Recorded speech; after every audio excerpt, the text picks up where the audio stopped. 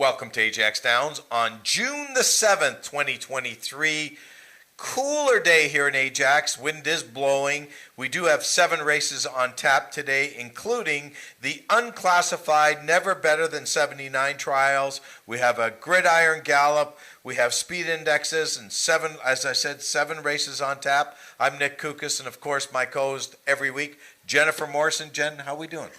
Doing great, Nick. Yeah, I'm in shorts. I mean, last week I was so hot I could barely stand it, and I got sunburnt.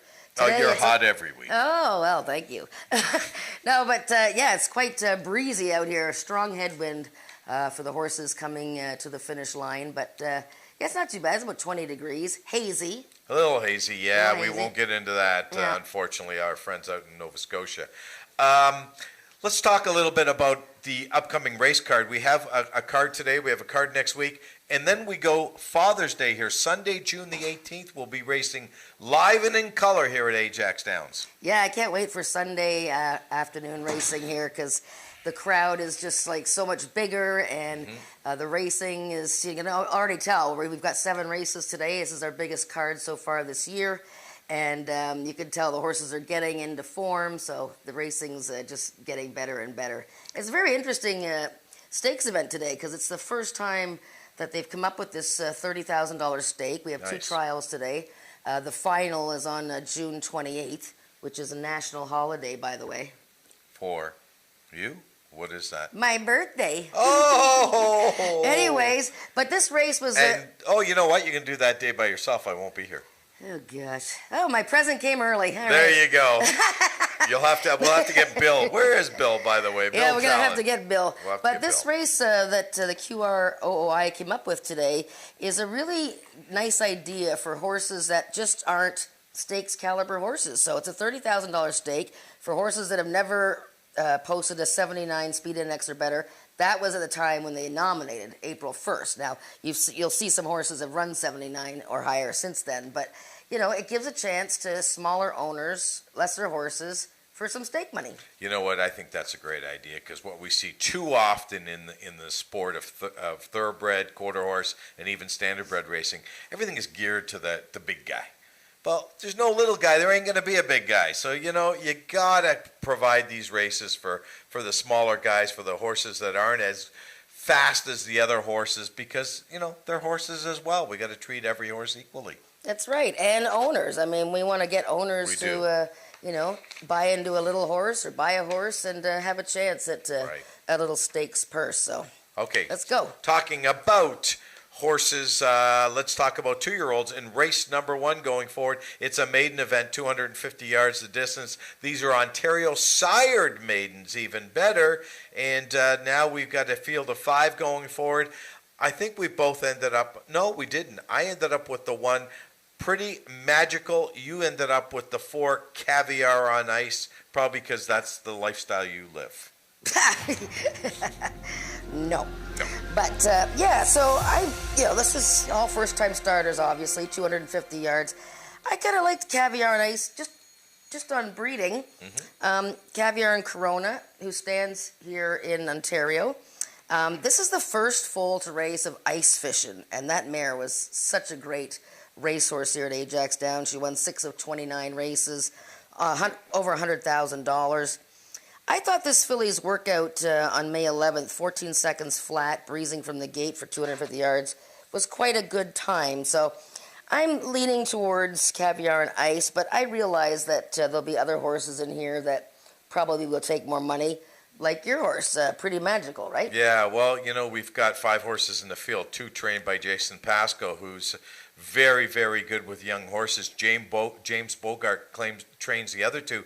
And, James is new as a trainer, not new to the business, but as a trainer. So I don't have enough of a feel on James on whether he can get these 2-year-olds ready. And, of course, we've got Bob Broadstock, who's been a staple here for many years. Yeah, so the 1 horse, Pretty Magical, by Maryland Magic. This filly worked in company May 7th with a 2-year-old by the name of I Tempt You, who won his debut last week. So right off the bat, you know that Pretty Magical had Brian Bell aboard for that workout, actually. But you'll find Brian on You Are the Reason, who is the other Jason Pasco horse. And this filly is a full sister to last year's good 2-year-old, A Shades of Cold, and he won first time out.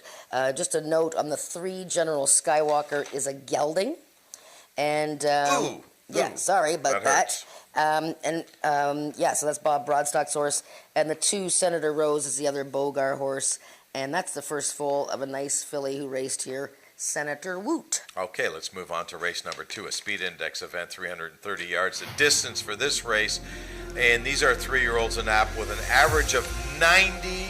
And this race, of course, is sponsored by OHA, the Ontario Harness Horse Association, and the Ontario Equine Education and Employment Program that is run by OHA. My good friend of mine, Brian Trope, will be here today doing the presentation in the winner's circle to the winner. We have a field of 6 going forward. We do have a scratch in here. The 6-horse Maryland Magic has been scratched. Do you know why he's been scratched? He was a veterinary scratch. No, it's because he wanted to watch his kids perform today. Oh, brother. He wanted to sit in the sidelines and just see the youngies run. Okay, he wants to sit up on the couch and watch his kids race. He wants to see his kids race. Okay, that's nice. That's nice. The reason why. We also have a rider change on the 4, Sugarman's Delight. Brian Bell will ride that 10-year-old, as Eddie Walton is not riding today. So who did we both? I picked Maryland Magic, so I ended up on the 5. Had to be Relentless. So did I. I ended up with the 5 as well. And as a matter of fact, I think it's pretty. I think it's a 2-horse race, actually. I like the 5 to win, and I like the 7, Ruby Jess, who I thought ran a really nice race for Daniel Stevenson back on May the 24th. I think this horse can run really well and run second in here. Really? Wow. Yes. Well, I mean, it had to be Relentless. Tremendous effort off the layoff. And, the Bryn Robertson barn, as usual, high percentage. This guy just, he wanted a little bit more distance. He's such a big, robust horse. And he gets an extra 30 yards, so I think he's going to be tough to beat. Sugarman's Delight, a stakes winner at the age of 9 last year, 14-time winner. I mean, I think he's going to be right there. But now if I had a third pick, it would be the 1-horse Chicks Dig My Money Bags, who ran well in his opener in a speed index event. This is a little bit of a tougher field.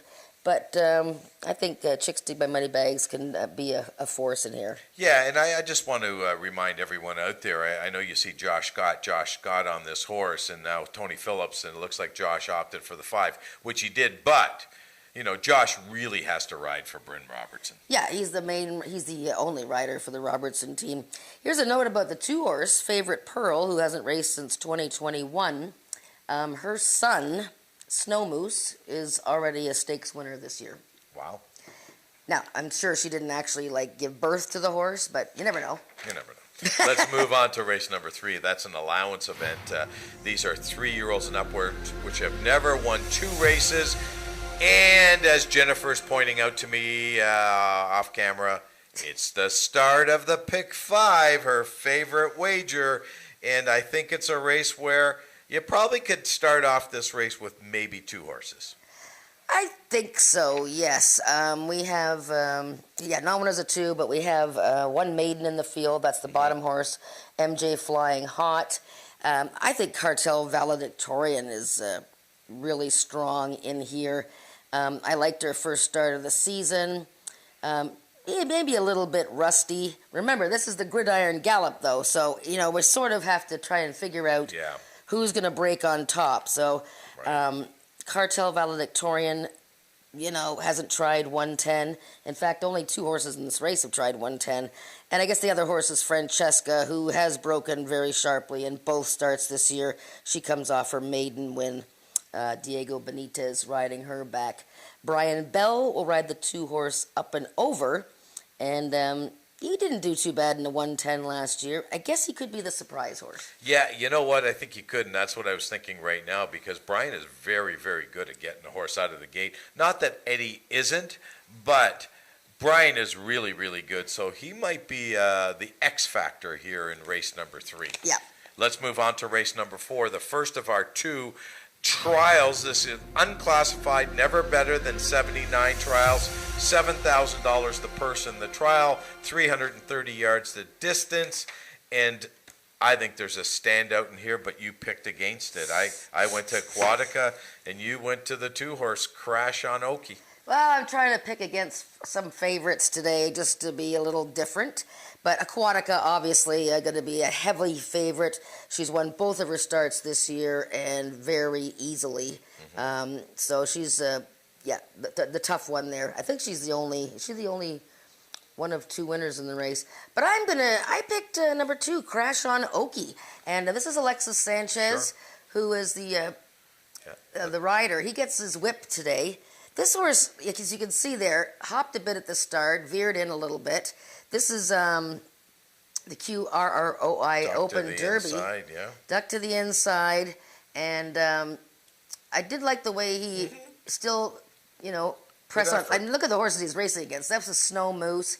Yeah, he's sort of all over the place coming out of the gate here. Sure. Bit slow. No whip. Not that not that I'm saying that horses need whips or anything, but,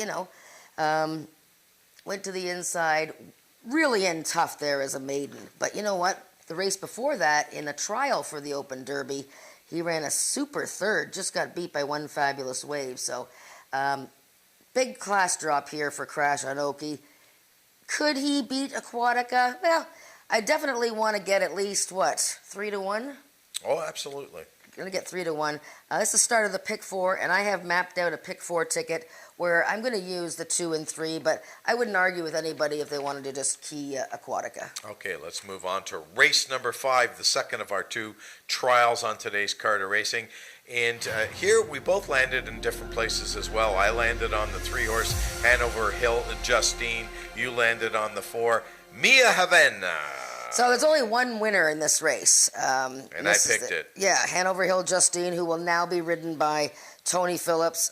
She won her season debut. That was her second win in a row because she won her finale last year. She's a really lovely mare, and she's going to be tough, but I was very wondering about the distance. 0 for 5 going 330 yards. And very interesting that Brian Bell, who rode her to that win recently, took the 2 Joe Checkers. But I am really interested in this maiden filly, Mia Havana. And this is Scott Reed, John Wilson horse here with Carly Furlonger. She's run twice this year. Here's her most recent race. She's the 5-horse. Awkward start. Brushed both sides of, horses on her outside and inside. And Francesca's going to win this race. But look at this filly. She's probably still a little bit green, but look at the way she closed. I really like this. Here we go. Here, awkward start, goes towards the outside, brushed another rival there, and still a little bit green, but hey, she's closing ground. She gets 30 more yards today. This is the surprise horse. If Hanover Hill Justine cannot go 330 yards leading all the way to beat this field, I think this could be the horse to beat. I also like the 2 Joe Checkers as a possibility. He didn't have a very good start in his season debut. And remember, this horse won easily in April 2022 with a 76 speed index, but he was disqualified later. So, boy, we're all over the map there. We are. Oh, why don't I have the 2 there? Oh, because, that's weird. All right, I thought I had the 2 somewhere. But anyways, yeah, no, I don't. I don't. Oh, yeah, I do. I don't think those are your picks. Are 4, they? 3. No, they're not. They're not your picks. That's why we're all over the map.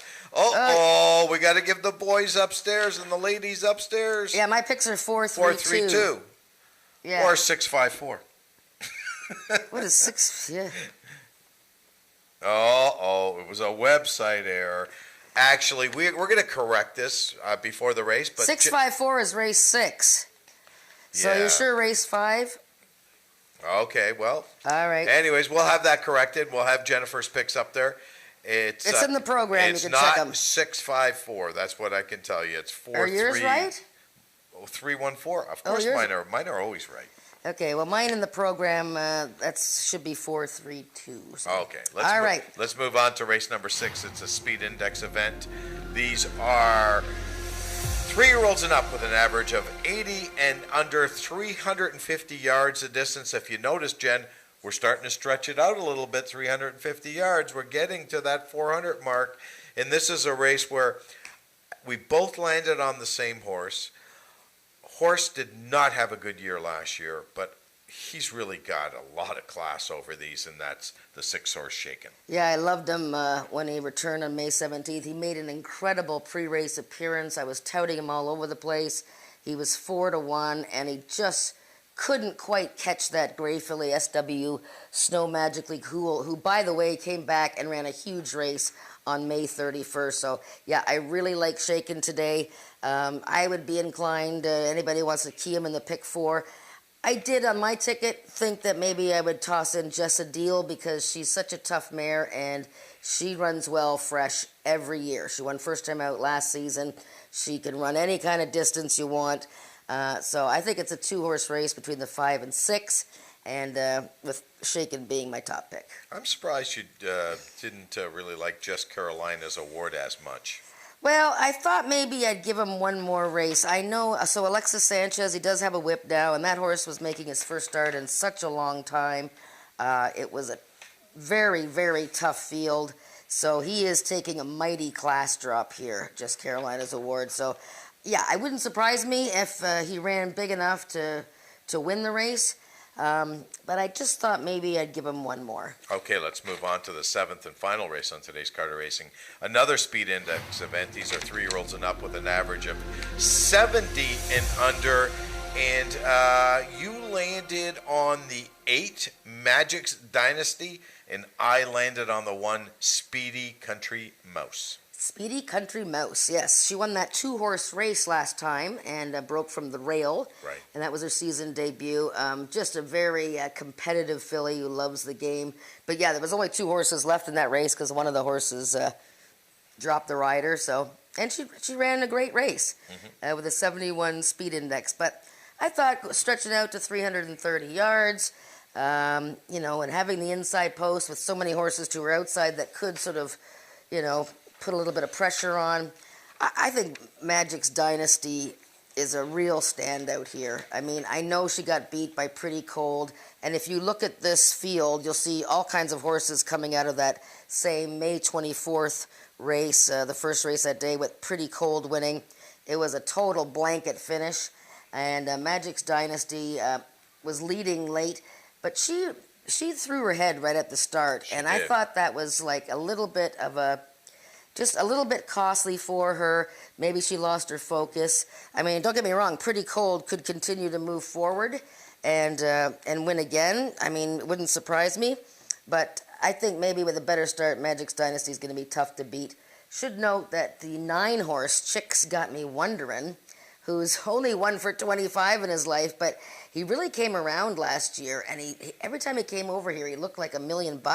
He won first time out last season for this exact class level with his best friend riding Cheyenne Kerr. Well, that's the only time he's ever won. I mean, I think he might run pretty decent. I think you make a good point, but I'd probably use him in the back end of an exacta or a trifecta, though, because he has been win shy all of his career, so I'm not sure that's going to change a lot. Otherwise, the other horses in this race are maidens. So, and I've got a big, my rule is, and I get beat very rarely, is to bet a maiden against the winner. Yeah, well, you're playing the pick 4s and pick 5s in this race. I think it's one of those races where you pick 2 horses or you hit the all button, because if the favorites Magic's Dynasty or the 1 Speedy Country Mouse don't win, then it really could go to anybody. I mean, Big E, I know he's meant to be a good horse. I mean, he ran a 78 in his final start of last year. Wasn't really that great off the layoff May 24th. I expect him to run better today, Big E. I don't know if it's enough to win the race. And yeah, so other horses in the field like, Caraway's Native Lane, 21-1 last time, had a terrible start from the gate. So Tony Phillips is riding him back. That's interesting to me. But if the favorites don't win that race, anything goes. Okay, that's our card for today. Wednesday, June the 7th. We're going to take it upstairs to Frank Ferrari for the changes on today's Carter Racing.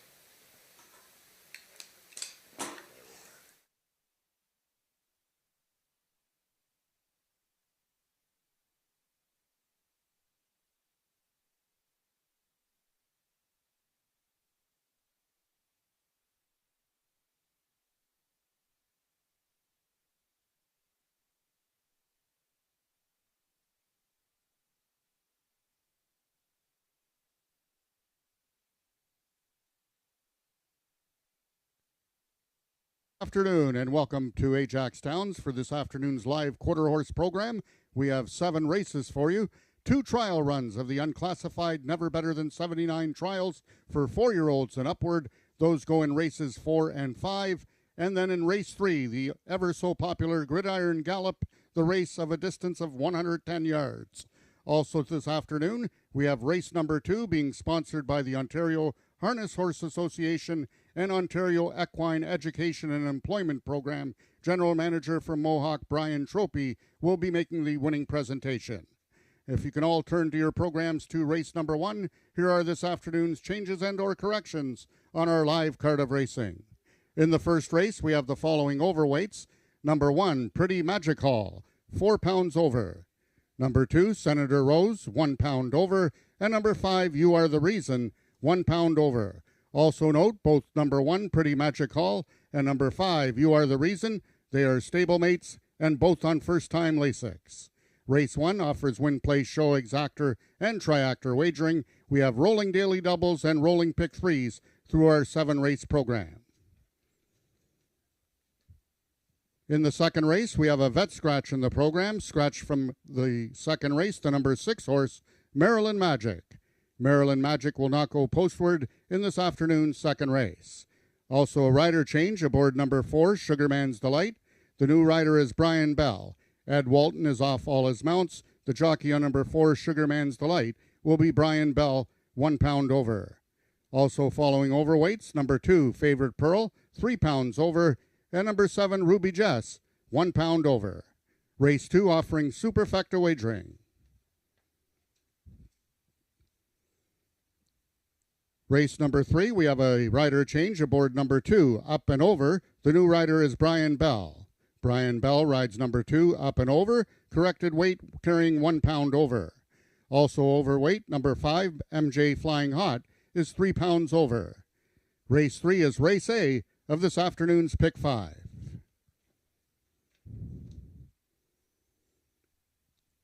In the fourth race, we have the 1 overweight, number 3, Aquatica, 4 pounds over. Horses racing with the flipping halter on, number 1, Zumbi, and number 3, Aquatica. Race 4 is race A of the late pick 4. In the fifth race, a jockey change aboard number 3, Hanover Hill Justine. The new rider is Tony Phillips. Tony Phillips rides number 3, Hanover Hill Justine. And the following overweight, number 2, Joe Checkers, 1 pound over. Horses racing with the flipping halter on, number 2, Joe Checkers, and number 4, Mia Havana.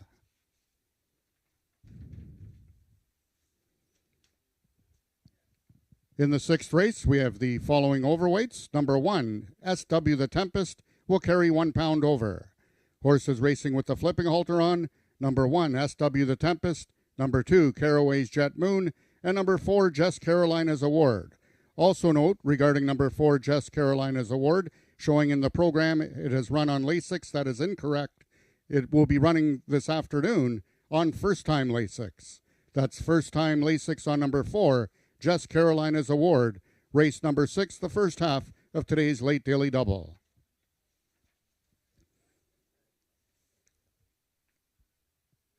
In the seventh and final race of the afternoon, we have a jockey change aboard number 6, Pagrana's Boy. The new rider is Diego Benitez. Diego Benitez rides number 6, Pagrana's Boy. Also note on number 6, Pagrana's Boy, he will be running on first-time Lasix. First-time Lasix on number 6, Pagrana's Boy. Horses racing with the flipping halter on, number 4, Pretty Cold, and number 6, Pagrana's Boy. And the following overweights, number 4, Pretty Cold, 3 pounds over. Number 7, Miss Chloe Suspect, 1 pound over. Number 8, Magic's Dynasty, 4 pounds over. And number 9, Chicks Got Me Wondering, 1 pound over. Those are the changes thus far in your program. Any further changes or corrections will be given to you before each race. Track conditions this afternoon are listed as fast. It's 20 degrees Celsius, 68 degrees Fahrenheit. We have a wind at 20 kilometers an hour, which is 12 miles per hour from the north. The horses will be running into a headwind this afternoon. Post time for race 1 is at 1:30 in just 14 minutes.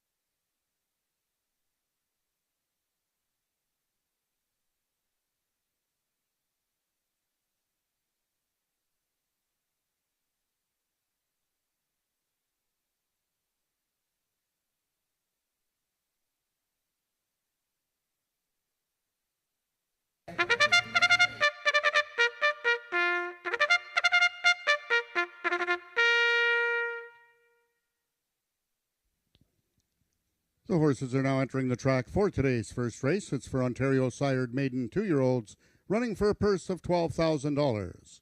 Number 1. Number 5 is You Are the Reason, owned by Emily Obu. Brian Bell in the irons. That is your field for today's first race, going a distance of 250 yards. Also note, we have a program error regarding the breeding of number 3, General Skywalker. It is a gelding, not a colt, as listed in the program. Number 3, General Skywalker, is a gelding and not a colt.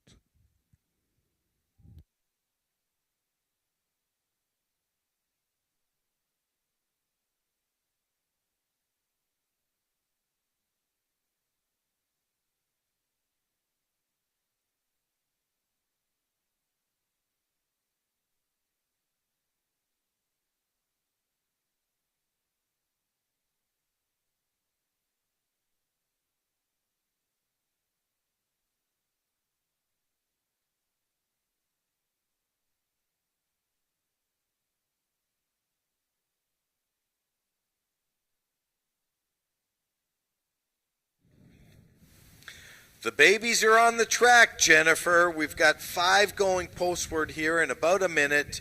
Did anyone kind of stand out?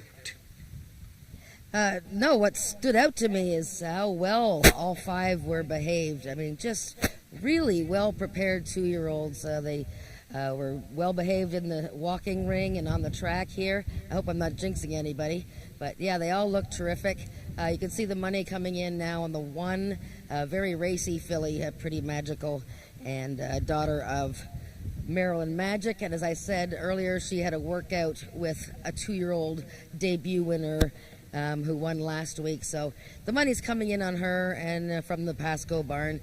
The 3-horse General Skywalker, he's a pretty solidly built big guy, and he was very relaxed in the walking ring. The 2-horse, not too much to her, little girl, Senator Rose. I thought the 4-horse looked well, Caviar on Ice, and the 5 was quite on her toes. You Are the Reason, that's the other Pasco runner in here. But definitely wide open. All the money coming in now on the rail horse, Pretty Magical. That's the word from the rail. Thanks, Jennifer. We'll see you after race number 1.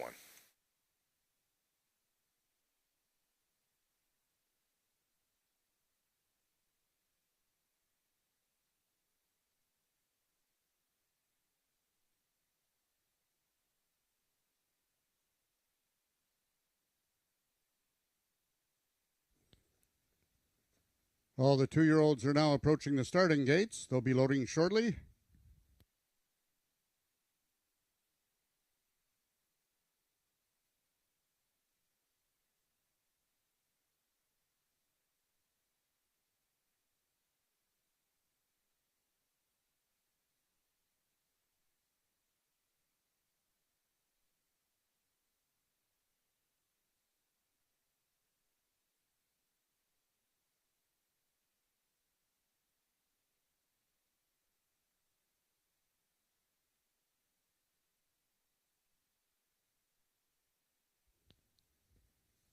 All the horses have now reached the starting point. It's post time.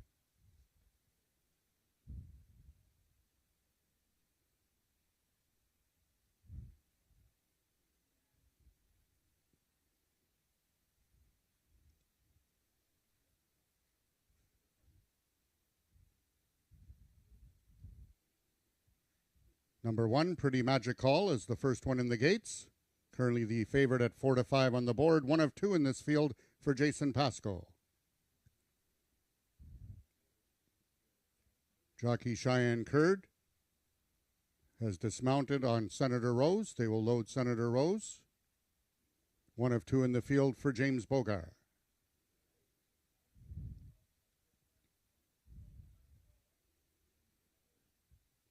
All 5 2-year-olds making their lifetime debut this afternoon.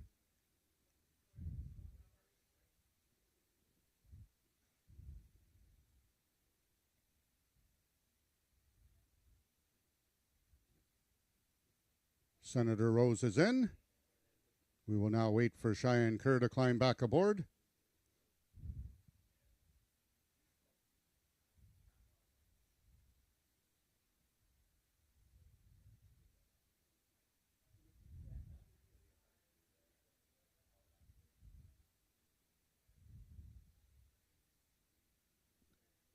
Number 3 is General Skywalker, the lone gelding in this field, taking on the other 4 fillies. 4 is Caviar on Ice. The last one to load will be number 5, You Are the Reason, in this first race for maiden 2-year-olds. They're at the post, and they're off.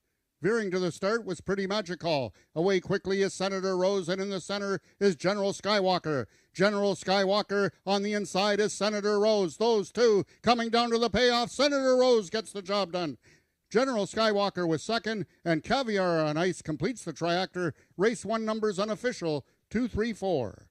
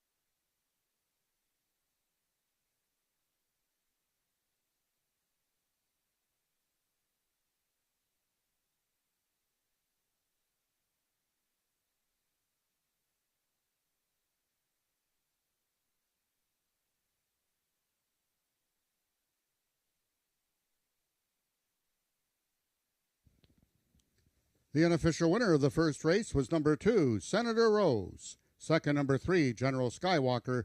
Third was number 4, Caviar on Ice. And fourth, number 1, Pretty Magical.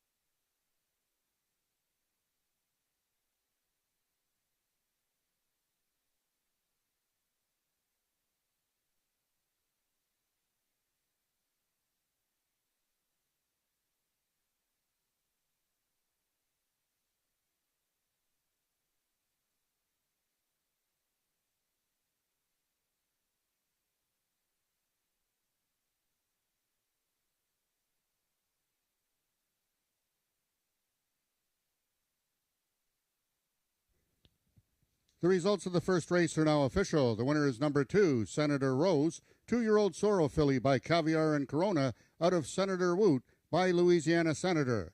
Bred, owned, and trained by James Bogar, Senator Rose winning the distance with a time of 14.078 seconds, carrying a speed index of 63, ridden to victory by jockey Cheyenne Kerr. Rechecking from top to bottom, order of finish in your program should read 41235. Those are the total results of the first race. In this upcoming second race, we have a vet scratch in the program. Scratch number 6, Maryland Magic. Number 6, Maryland Magic, will not go postward in this upcoming second race. And we also have a late Stewart scratch in this upcoming second race. Scratch the number 1 horse, Chicks Dig My Money Bags. Late Stewart scratch in the upcoming second race, number 1, Chicks Dig My Money Bags.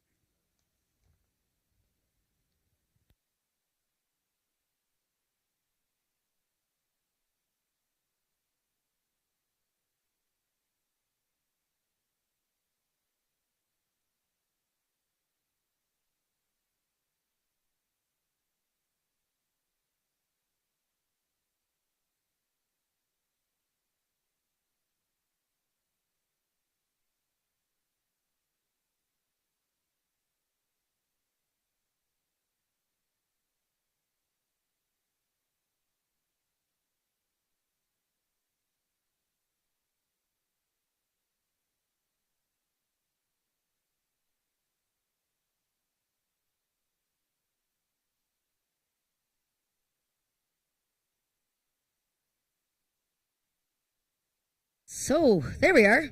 Very nice 2-year-old race there, won by one of the long shots, Senator Rose. And that's a filly owned, bred, and trained by James Bogar, who about 4 or 5 years ago just came onto the scene and has been breeding horses. Now he's training his own horses this year, and by his own stallion, Caviar and Corona. Out of that nice mare, Senator Woot, I believe this is her first foal. And the winning rider with me today, Cheyenne Kerr, riding Senator Rose. Cheyenne, tell me, what did you know about Senator Rose? Not a whole lot. I've only rode her a couple times, and she's just always been a really nice filly, and I liked her ever since I got on her. Now, when you got on her just galloping, or had you worked her from the gate? I've galloped her a couple times, and I worked her once from the gate, and she left really good that day, and I was like, hey, this filly's got a lot of talent. So we should have talked to you before the race, and then we would have all picked the winner. Because I actually picked the other Bogar horse. Did you know about that one? Not much, but I know she's a nice filly too. Well, that's a great way to start the day, though, eh? I mean, she ran straight. Some of the 2-year-olds were going all over the place, but she looked like she ran straight. Yeah, she did really well. Very good. Well, so did you, Cheyenne. Congratulations on the victory in race 1 with Senator Rose, owned by the Bogar family, trained by James Bogar. And we have race 2 coming up in about 18 minutes.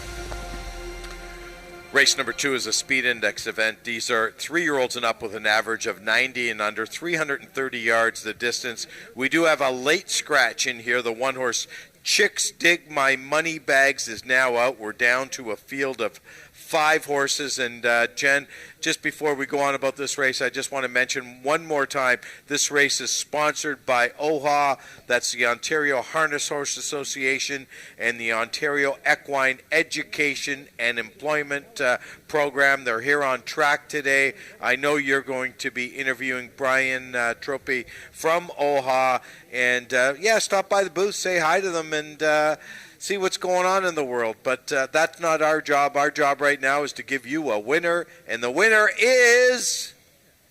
I think the 5 had There to be you go. Relentless. I had picked Maryland Magic, so I scratched on to Had to Be Relentless. But he seems to be the most logical horse here. Ran a great race in his season opener, May 17th.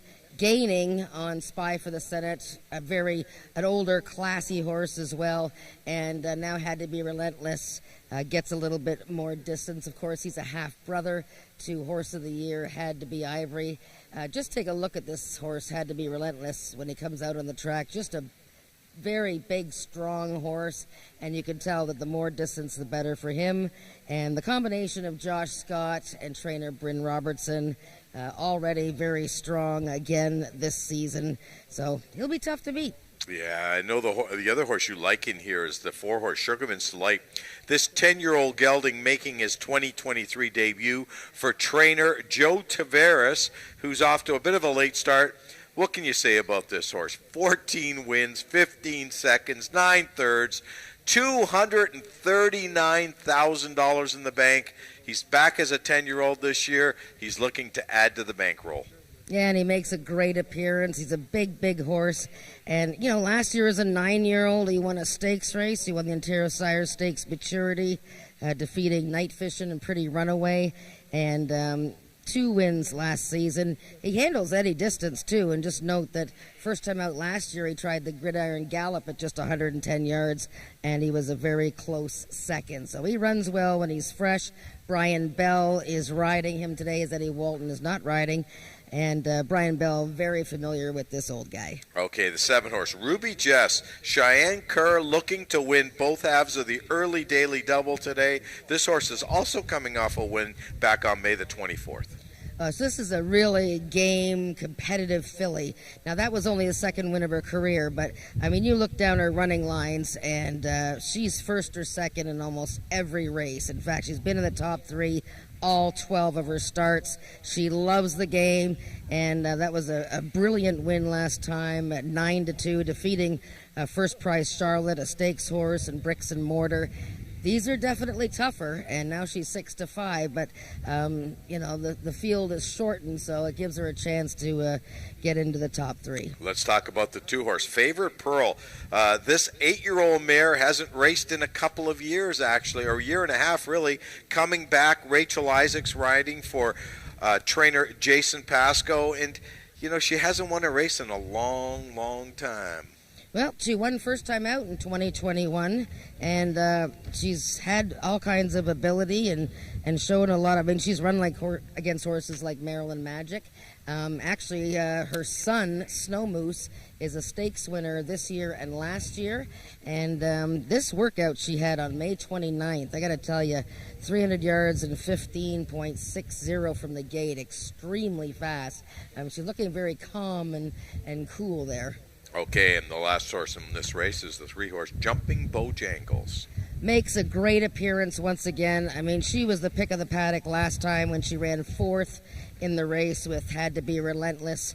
And she was down along the inside that day and just ran a super race, earned a 76 speed index. Remember, these races are going to go a bit slower today. The wind is very strong into the horses' faces down the stretch, but she looks great again, Jumping Bojangles. As you can tell by the odds board right now, there's a lot of horses that are really close. We got 2 2-1s, a 9-2, a 3-2, and a 7-1. 5 horses going forward in 5 minutes. Good luck with your wagering.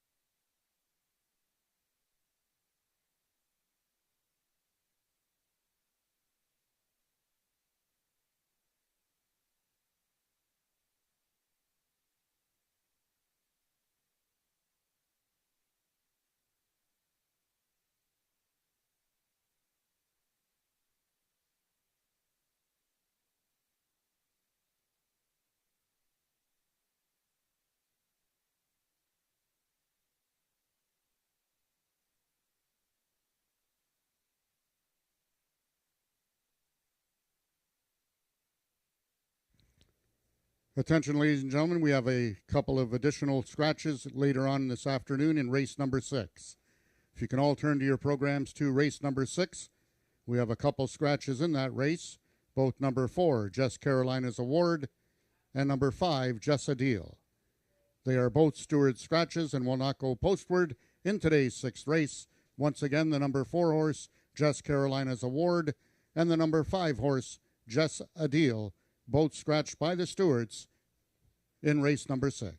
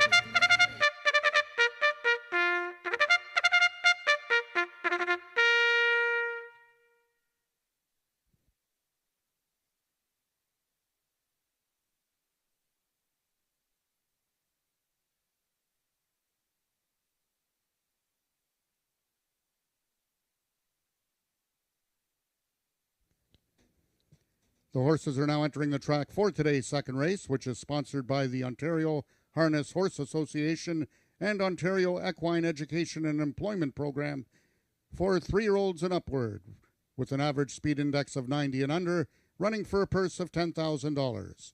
Scratch number 1, Chicks Dig My Money Bags. Number 2, Favorite Pearl, owned by Milena Fitchin and ridden by Rachel Isaacs.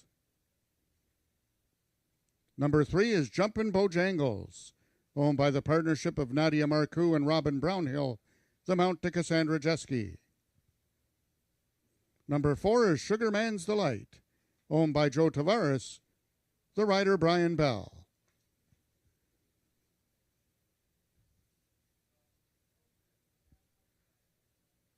Number 5 is Had to Be Relentless, owned by the partnership of Carol and Jamie Robertson, the jockey Josh Scott. Scratch number 6, Maryland Magic. And completing the field, number 7, Ruby Jess, owned by Dan Stevenson and ridden today by jockey Cheyenne Kerr. That is your field for the second race, going a distance of 330 yards. Once again, this second race, making the winning presentation, will be the general manager from Mohawk, Brian Tropey.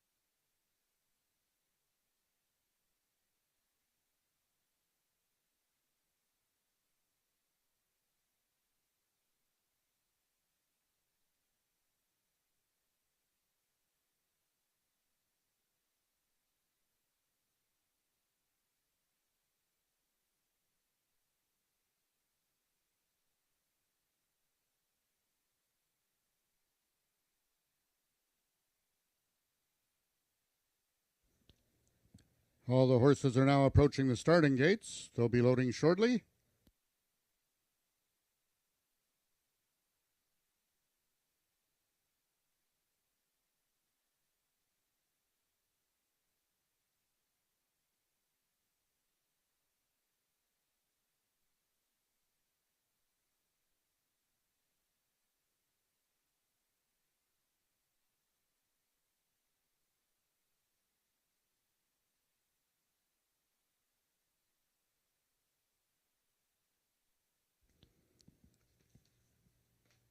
Just a reminder for anyone that has the quarter horse program, if this afternoon any of our jockeys win 2 races, you will be eligible for a free Frosty.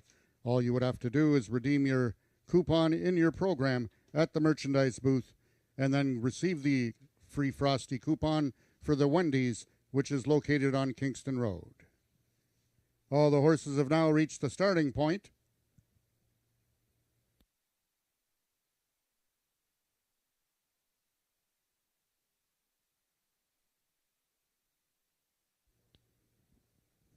The horses are now entering the starting gates. Number 2, Favorite Pearl, is the first one in.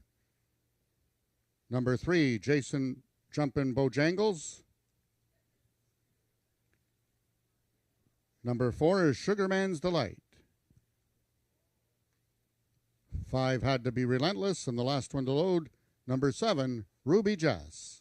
They're at the post, and they're off. Favorite Pearl broke out best on top towards the inside. Jumpin' Bojangles in early second. Third on the outside has Had to Be Relentless, and then both Sugarman's Delight and Ruby Jess trail. It's Favorite Pearl now from the far outside. Had to Be Relentless, and Ruby Jess. Had to Be Relentless wins it. Ruby Jess was second. It looks like Jumpin' Bojangles will complete the triactor. Race 2 numbers unofficial, 573.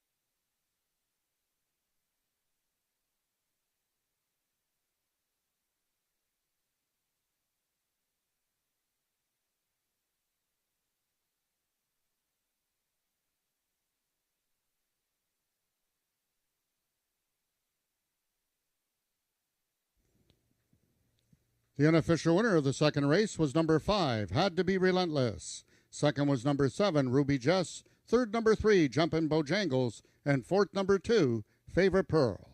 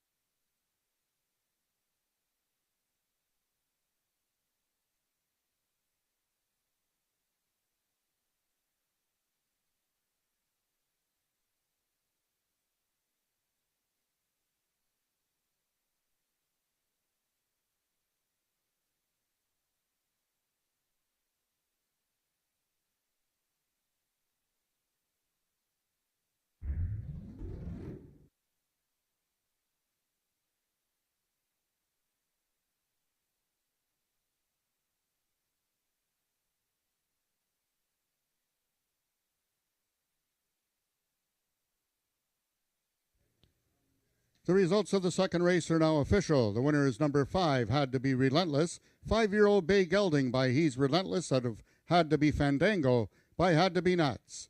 Foaled and owned by the partnership of Carol and Jamie Robertson, trained by Bryn Robertson, and ridden to victory by jockey Josh Scott.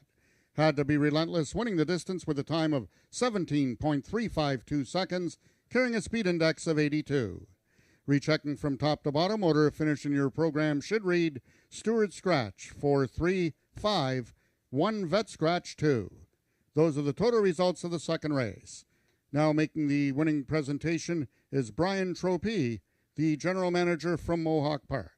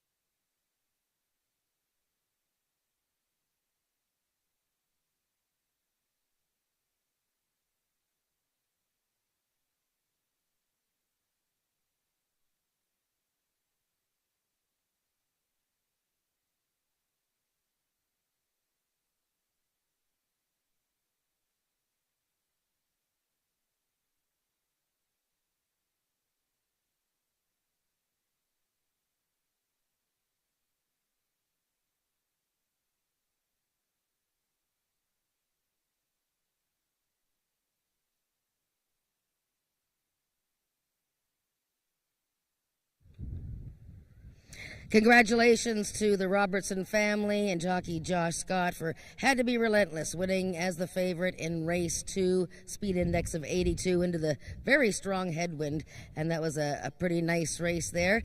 I am joined by Brian Tropey, who is here from the Ontario Harness Horse Association and representing the Ontario Equine and Education Program. And you can see he's got the OHA shirt on. He was handing out Ontario Equine Education Program hats to everybody.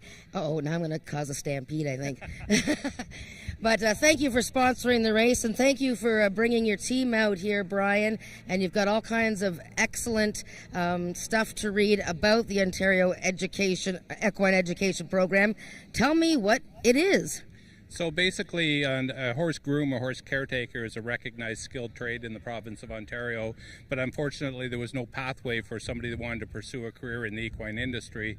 So 2 years ago we approached the Premier and the Minister of Labour about getting funding to develop an education program, and over the last year and a half we've been fortunate to introduce hundreds of people to jobs in the equine industry, and the industry is in a desperate need for people. So we have people of all varying degrees of horse experience that take our courses, but one thing they all share is a passion for the horse and an industry.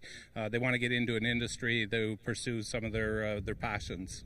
Well, that's right, because I started as a hot walker, then you could go on to groom, you can be an assistant trainer, you can be a trainer, maybe you get some money together and own a horse, excuse me. But skilled, these workers are skilled, and it's always driven us crazy in the business that, you know, you can't take someone just off the street and ask them to groom a horse, can you? No, you can't, and some of these people that have got no hands-on experience, we understand that the employer is going to have to spend significant time on them and teach them the skills. So therefore, we've developed a program that gives an incentive to the employer, and we pay a portion of the wages for the first 15 or 16 or 18 weeks, up to $5,000 that the employer gets to do that hands-on important part of our program. That's amazing. That is really, really important and exceptional. I mean, that's what this industry needs. I mean, every year, the last couple of years, shortage of help on the backside. So what does somebody do if they're watching right now and they want to learn how to, work at the racetrack? So you can go to our website, ohha.ca, or the OntarioEmploymentProgram.com and sign up. If you want to be an employee, you can sign up. That gets the ball rolling. VPI Employment is our employment agency partner. They'll contact you about setting up an interview. You'll go to a Zoom call with us. We'll explain the program. If you're still interested, you register. If you're an employer looking to be a part of the program, similar, you can go on there and sign up to be an employer. That gets the ball rolling. I will contact you, set up a site visit, come and visit your farm, make sure that it's a place that we actually want to send people, that it's a safe environment for our people to go to, and hopefully it works out. At the end of the placement program, if you decide to hire the people on full-time, that's great. That's our hope. If not, then that person will move on, go out and find employment in the industry on their own, and you're eligible to take on another employee if you want. You can also take on more than one employee at a time. So, yeah. So this applies to standardbred, thoroughbred, and quarter horse racing? Yeah, and pleasure, dressage, hunter jumper, therapeutic riding associations, any equine industry job. So we actually have one person that is currently working through our program, is the horse identifier at Hanover Raceway. So it's open to racetracks are eligible. If there's jobs at a racetrack, tack shops, feed mills, anything. Obviously, we're encouraging the hands-on portion, but some of the people that go through our course are just looking for a job in the industry and aren't necessarily that concerned about working directly with the horses. So there's a pathway for those people as well. That is just fabulous. I mean, you've covered all the bases. This is probably, I think, one of the most exciting programs that has been introduced for horse racing, all the disciplines and other horse disciplines as well. I mean, this is just great news. Yeah, we work with Equine Guelph through the University of Guelph, so all the online training for the employees is done through the University of Guelph, so it's very well done, and the people, our partnership between Equine Guelph and VPI Employment and ourselves, there's lots of people there that are willing to work with you and spend the time with you to make sure that you are successful in finding employment in the industry. We've got some really, really emotional emails from people that said, I'm so thankful that you started this program. You've made my life come true. I've always wanted to work with horses but didn't know how to go about it. So it's very fulfilling. I'm really happy with the success that the program has had. Well, you should be, and yeah, it's got to be make you proud, and your team doing a great job, and so young. It's still like only a year and a half, you said. Yeah, so we're about 16 months in now, and word of mouth is our greatest advertiser. Stables are calling us now saying so-and-so told me they had a person through your program, and that person is still with them. We've had people that have done their placements and gone on and went out and found jobs on their own afterwards when their placement was done. So, yeah, for a program that's only a year and a half in, we're thankful to the government for providing the funding, and hopefully that funding will continue. Like I say, it's a recognized skilled trade in the province, and we believe that we've created a nice pathway for people that want to get involved in the industry and provide as easy a path for them as possible. Well, that's fabulous, Brian. Well, thank you so much for coming out today, you and your team, and I encourage everybody who's interested in working with horses in any kind of discipline to get in contact with Brian at oha.ca. And he's got all kinds of materials here. If you're on track, go and say hello to everybody over at the booth. Thank you, Brian. This is excellent. Well, we really appreciate Emilio and yourself and Nick and everybody involved in Ajax Down. It's a great facility. I love coming out here and spending an afternoon out here. So thank you to you and your team is here as well for inviting us and giving us the opportunity to come and promote the program. That's great. Well, all the best, and that's exciting. I think I want to join. That's Brian Tropey. Thank you so much, Brian, from the Ontario Harness Horse Association and, most importantly, or as importantly, the Ontario, boy, I can't even think. Ontario Equine Education and Employment Program. Easy for me to say. And we have race 3 coming up in 13 minutes. That was awesome. Perfect.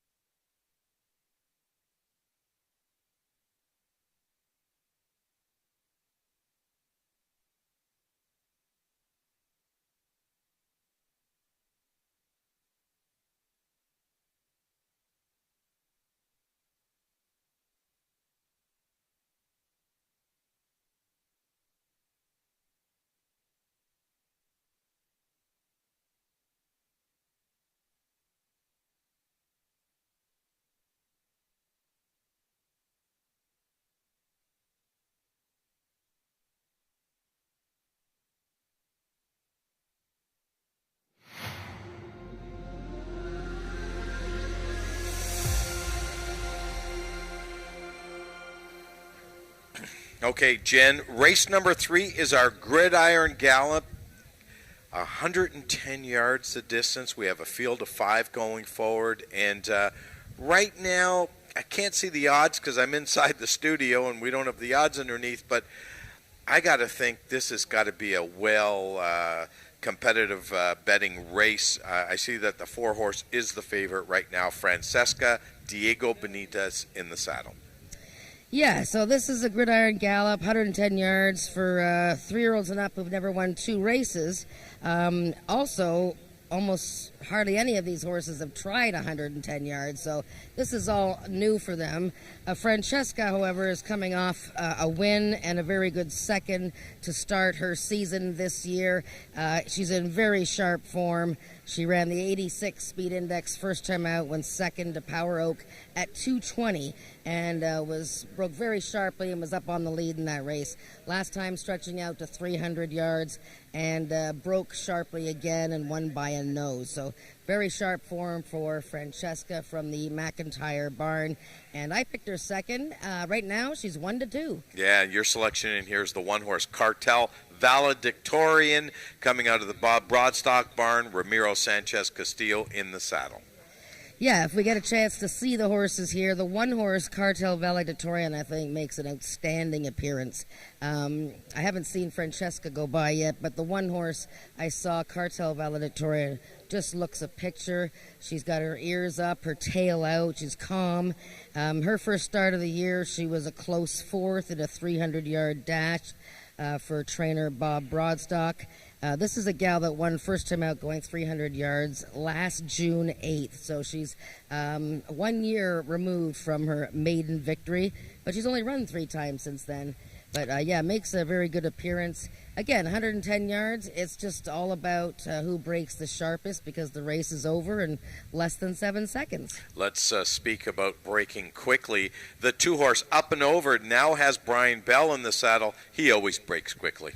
Yeah, and this horse actually has a lot of ones there in the column. They see where they list in the program where the horse was at the break, and Up and Over was in front in his first 4 starts last year, and he tried 110 yards actually last fall and finished a close 4th in a field that was much tougher than this. Now, this is his first start of the season. He didn't win at all in 9 starts last year, although he was 3rd 5 times. And like you said, Brian Bell is taking over from Eddie Walton. But Up and Over, he makes a good appearance as well. There you go. The 3-horse First Golden Rose, Alexis Sanchez looking for his first winner for trainer Lauren Spada. Yeah, and this is a filly from Alberta where she was competing in some good stakes events out there, some very fast events last fall. Now, her first start here was May 17th, and she was broke from the rail, wasn't all that sharp out of the gate, and, you know, we like to say that horses coming from other locations tend to need a race or two over the Ajax surface. It's an excellent surface, but every track is kind of different. So she was sort of spinning her wheels there and not really going too far, but she gets a second chance. And she has shown that she can handle 110 yards, having tried the distance at Grand Prairie last July and finishing a close 4th. Okay, there you go. That's our field for race number 3, the start of today's Pick 5. So you want to get that Pick 5 ticket put together, and this is probably a race that you might want to spread out just a little bit, despite the fact we have a 3 to 5 shot. 110, you never know what's going to happen.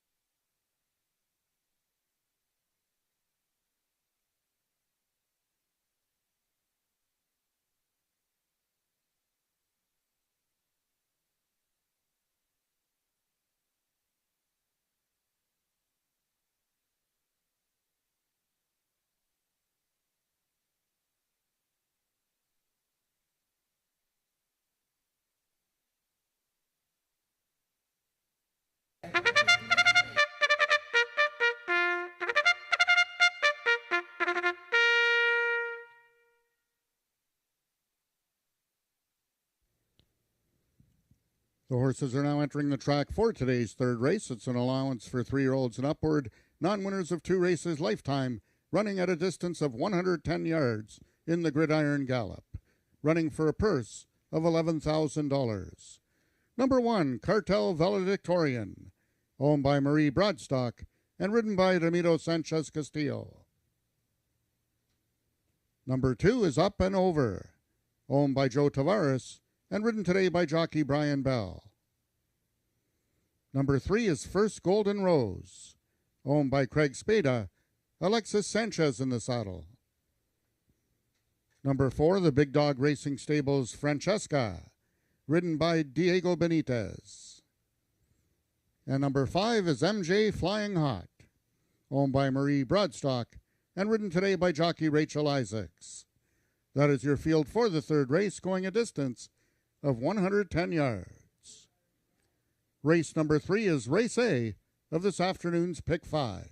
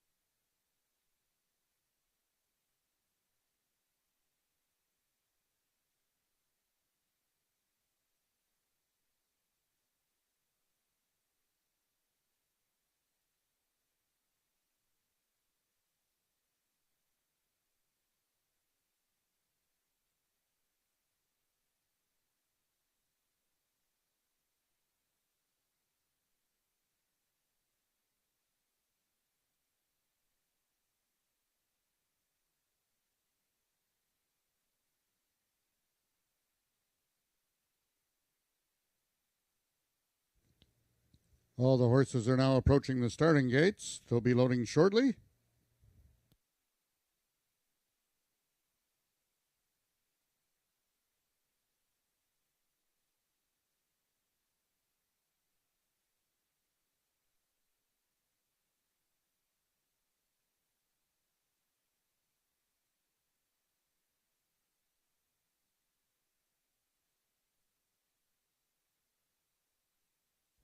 All the horses have now reached the starting point. It's post time.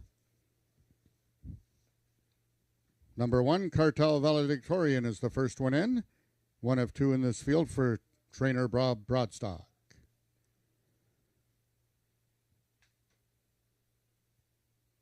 Number 2 is Up and Over, the lone gelding in this field. 3 is First Golden Rose.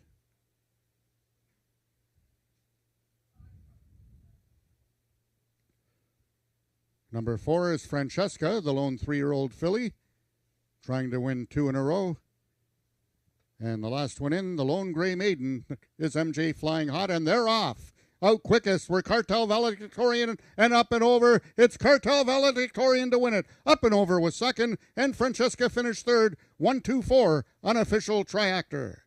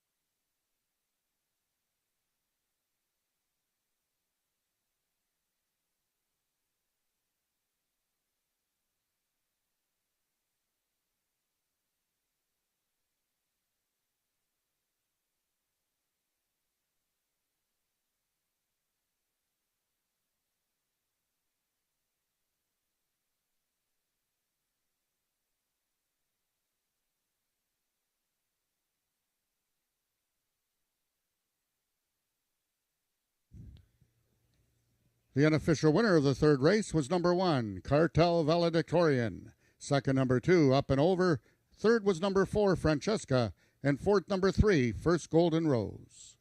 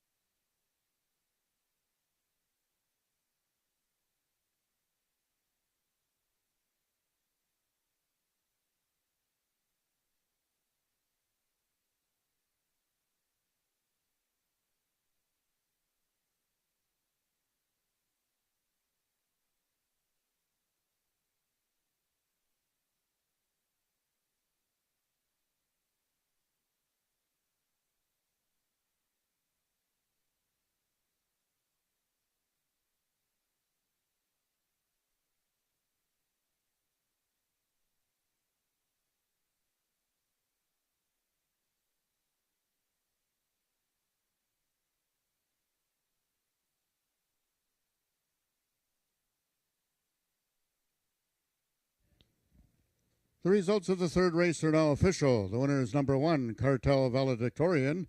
4-year-old Baymare by Carter's Cartel out of JT Valedictorian by Dashing Val. Foaled in Louisiana by Matthew K. Smith. Cartel Valedictorian is owned by Marie Broadstock, trained by Bob Broadstock, and ridden to victory by jockey Ramiro Sanchez Castillo. Cartel Valedictorian winning the distance with a time of 7.069 seconds, carrying a speed index of 86. Rechecking from top to bottom, order of finish in your program should read 12435. Those are the total results of the third race. In this upcoming fourth race, we have one overweight. Number 3, Aquatica, is 4 pounds over. Race 4 is Race A of this afternoon's Pick 4.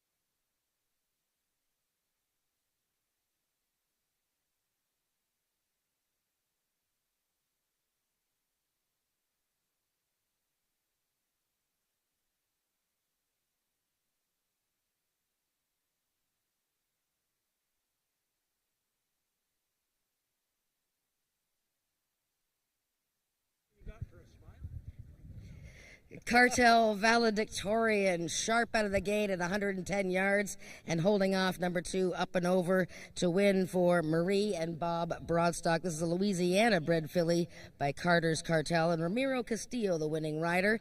I'm here with Bob Broadstock because he's going to tell us a little bit about Cartel Valedictorian. Now, where did she come from?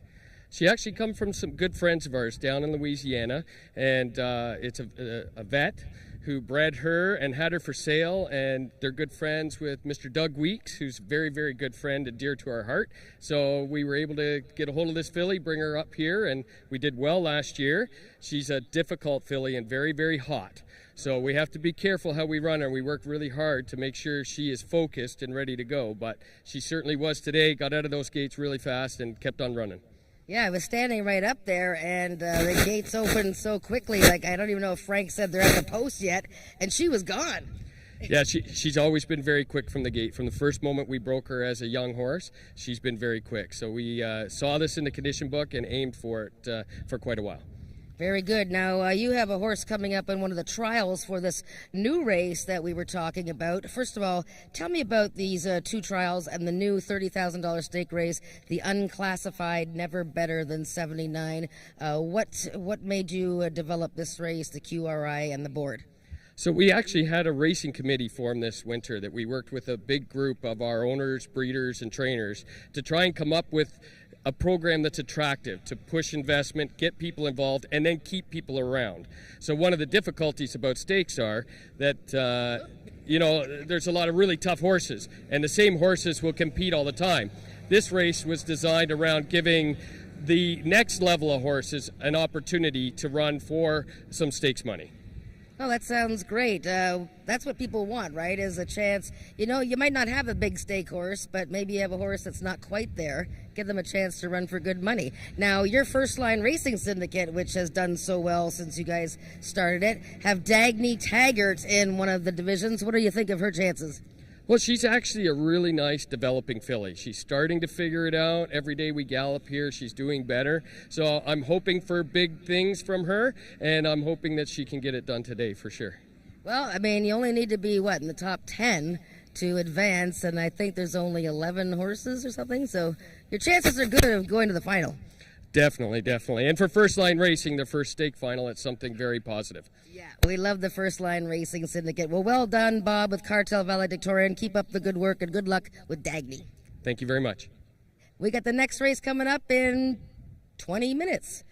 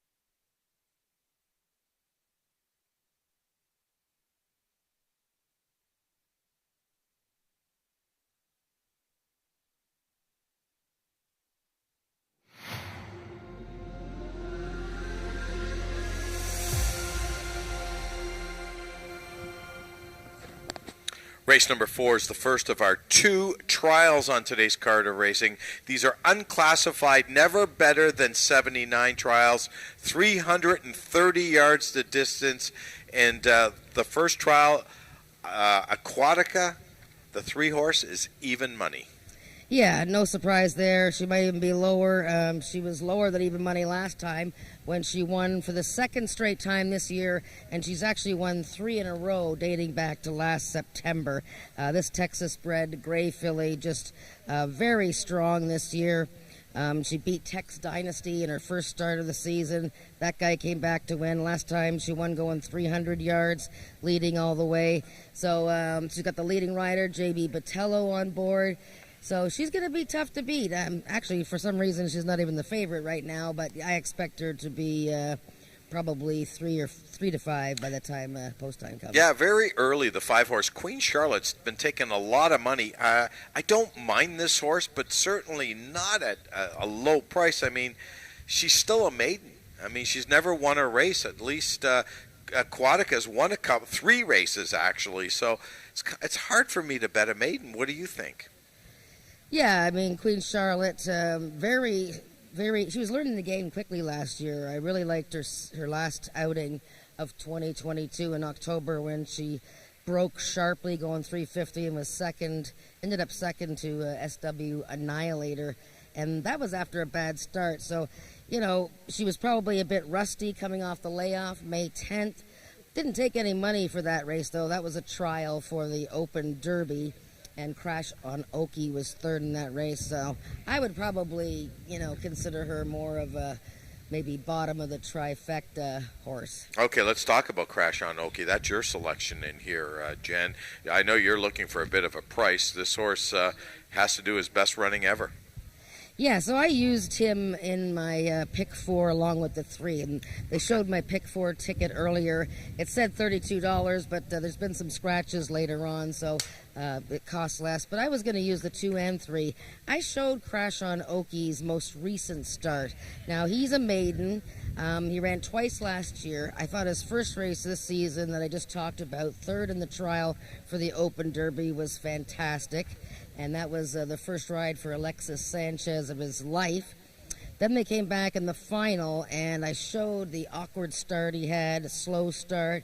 He veered in towards the rail. So there was a lot of greenness there, and he was, using up a lot of ground and energy and ended up finishing 5th. This is a drop in class.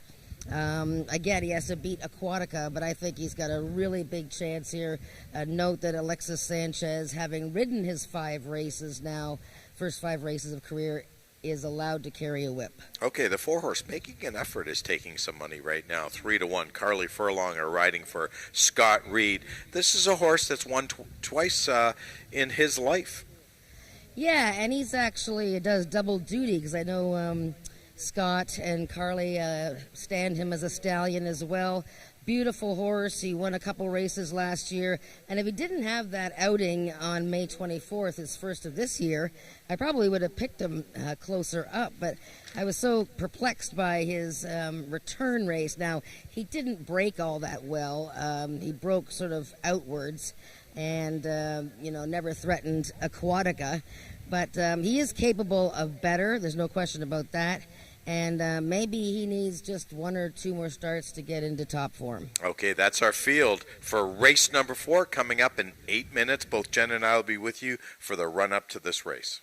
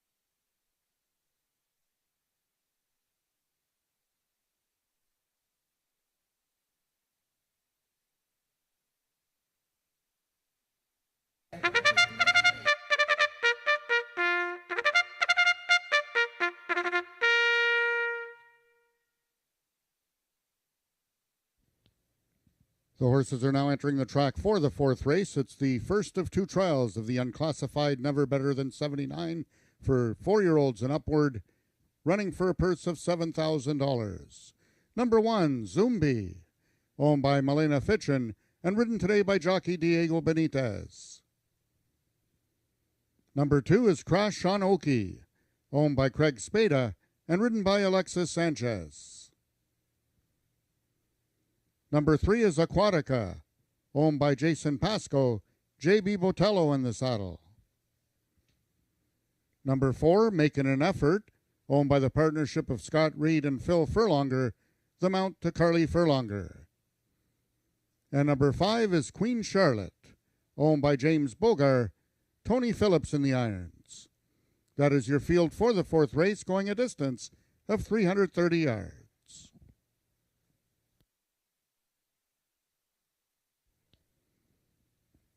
Race 4 is Race A of this afternoon's Pick 4.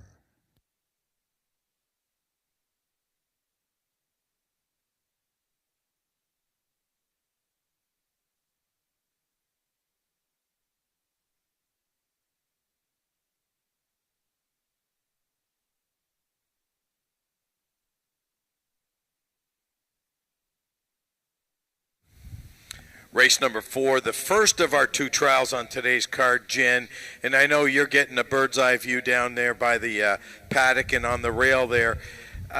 Did anything stick out to you in post parade? Yeah, they all looked pretty good, but a couple of them really stood out to me. The 2-horse Crash on Oki, a very compact, racy fellow. Looks like he's totally on his game, focused. You can see him right there. He's ready to win. I don't know if it's going to be today, but he's sitting on a win, very, very close.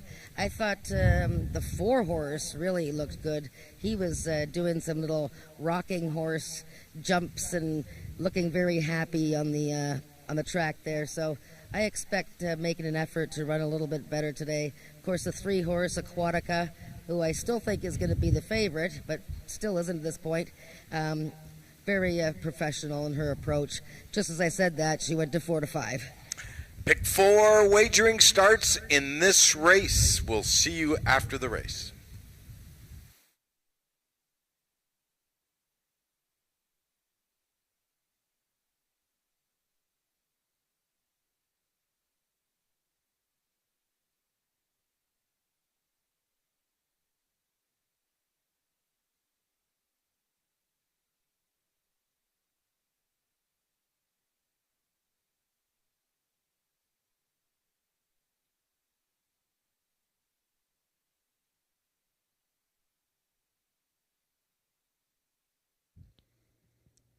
The horses are now approaching the starting gates. They'll be loading shortly.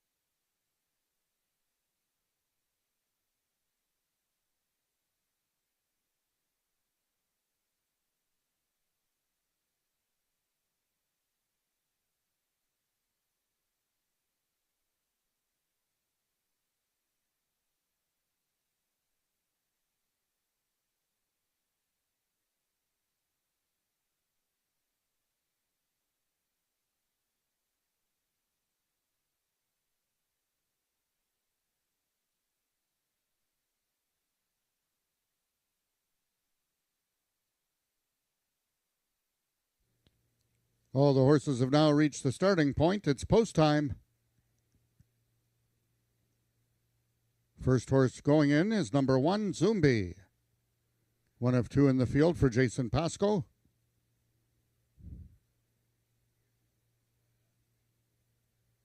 Number 2 is Crash on Oki. Jockey Alexis Sanchez looking for his first victory of the 2023 campaign. Number 3 is Aquatica, trying to run her winning streak to 4. 4 is making an effort, the lone 4-year-old, and Queen Charlotte. They're at the post.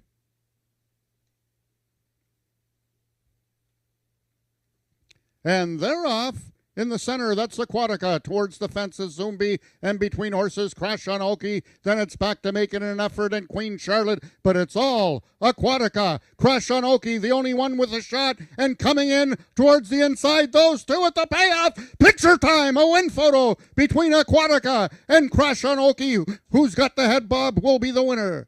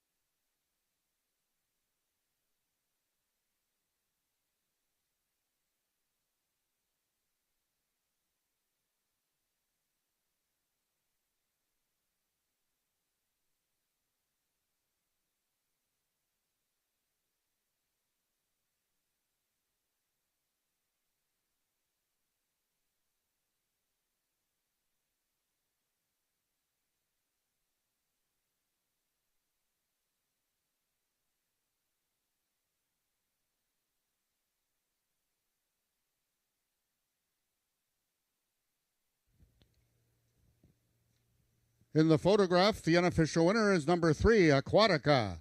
Second was number 2, Crash on Oki. Third, number 4, making an effort. And fourth, number 1, Zumbi.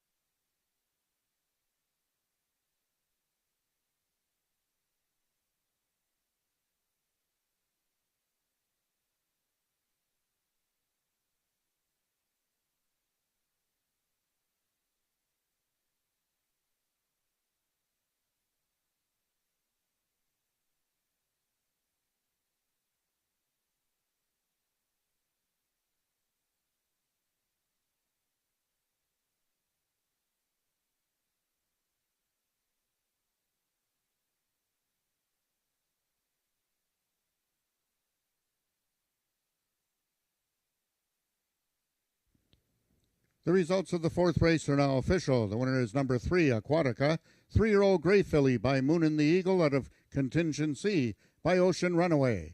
Foaled in Texas by Bobby D. Cox, Aquatica is owned and trained by Jason Pasco and ridden to victory by jockey J.B. Botello.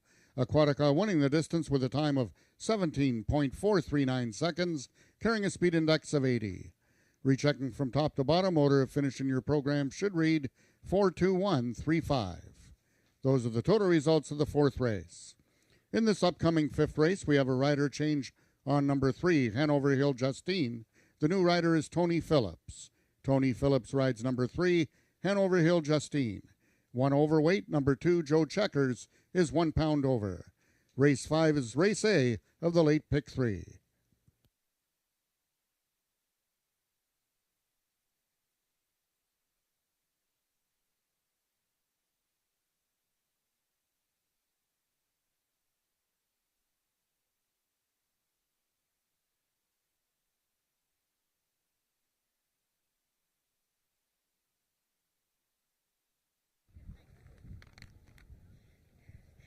We just saw the photo there, Aquatica hanging on to win over a very game crash on Oki, and that was the first trial for the unclassified, never better than 79 maturity stakes, the final being run on June 28th for $30,000, and the top 10 qualifiers time-wise advance. And we have the next trial coming up. So congratulations to Jason Pasco, who owns and trains Aquatica, a Texas filly that he bought for $25,000 a couple of years ago. Winning rider J.B. Botello does nothing but win. Won a big race in Alberta last weekend. J.B., you've ridden this filly to 2 wins in a row. She was the horse to beat today. Were you getting worried at the end there? Yeah, it's coming so good for the gate, and I don't see nobody close for the 300. I see number 2, and I tell, I'm in trouble. But win the race is good. Yeah, the photo wasn't as close as I thought, but, we were saying, Alexis Sanchez, he's only riding like his 7th race of his life. You couldn't just let the poor kid win? Maybe next time. Now, that horse ran really well, but boy, you do well with this Aquatica, and it's got to be exciting to ride a horse that just keeps winning. Yeah, this is exciting, there's 3 races already in the row, so I'm excited for this filly. It's a nice filly, so I'm happy.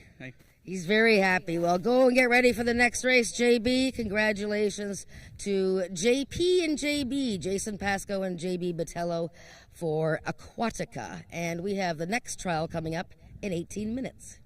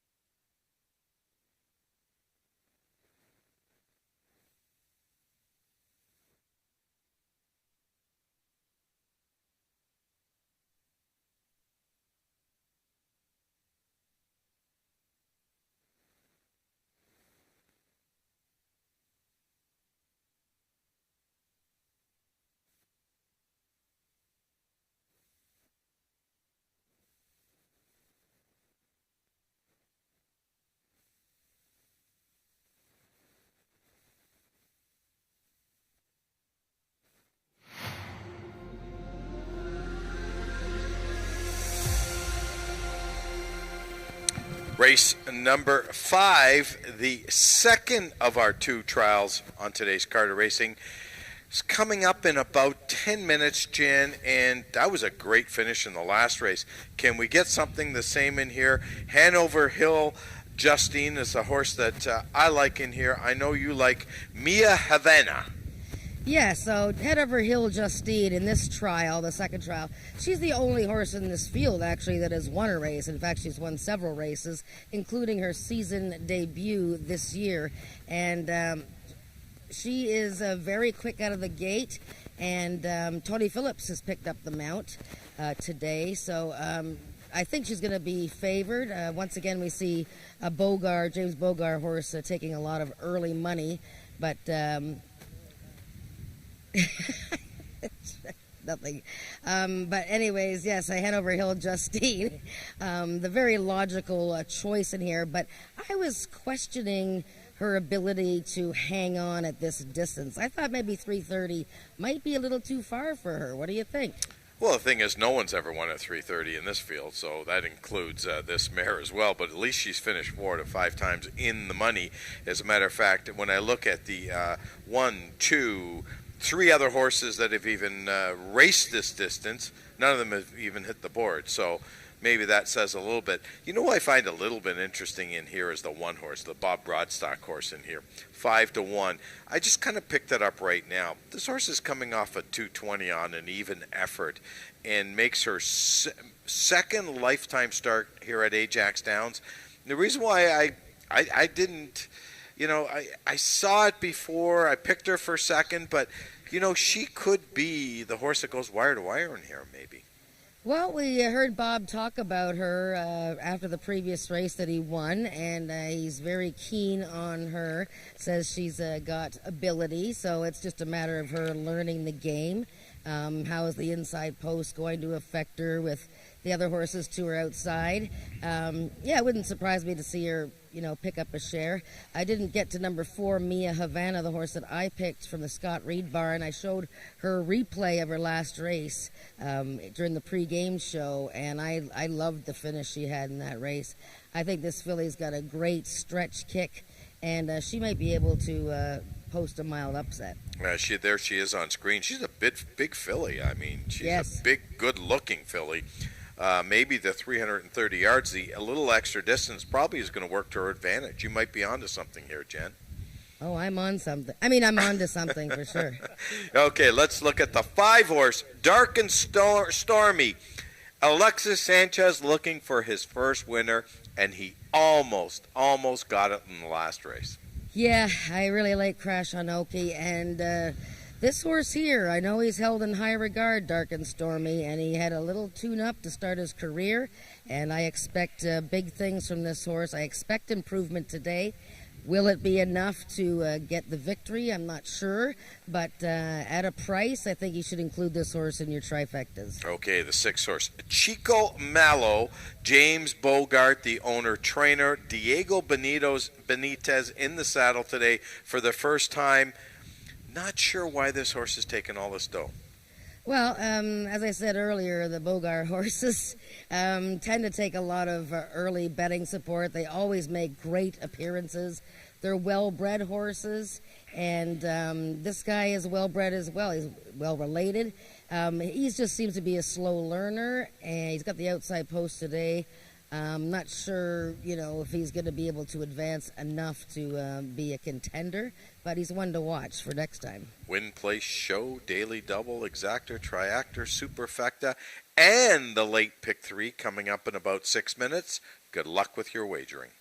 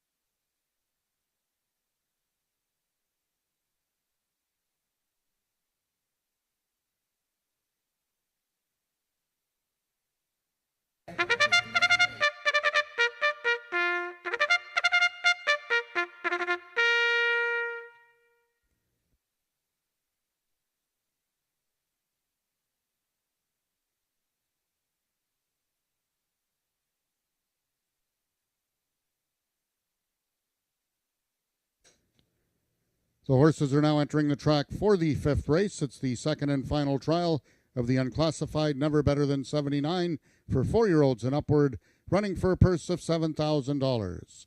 Number 1 is the First Line Racing Syndicate's Dagny Taggart. The jockey is Ramiro Sanchez Castillo. Number 2 is Joe Checkers, owned by Jennifer Zurowski and ridden by Brian Bell. Number 3 is the Peacock Cattle Company's Hanover Hill Justine, Tony Phillips aboard. Number 4, Mia Havana, owned by John Wilson and ridden by Carly Furlonger. Number 5 is Craig Spada's Dark and Stormy, the mount to Alexis Sanchez. And completing the field, number 6 is Chico Malo, owned by James Bogar and ridden today by jockey Diego Benitez. That is your field for the fifth race, going a distance of 330 yards.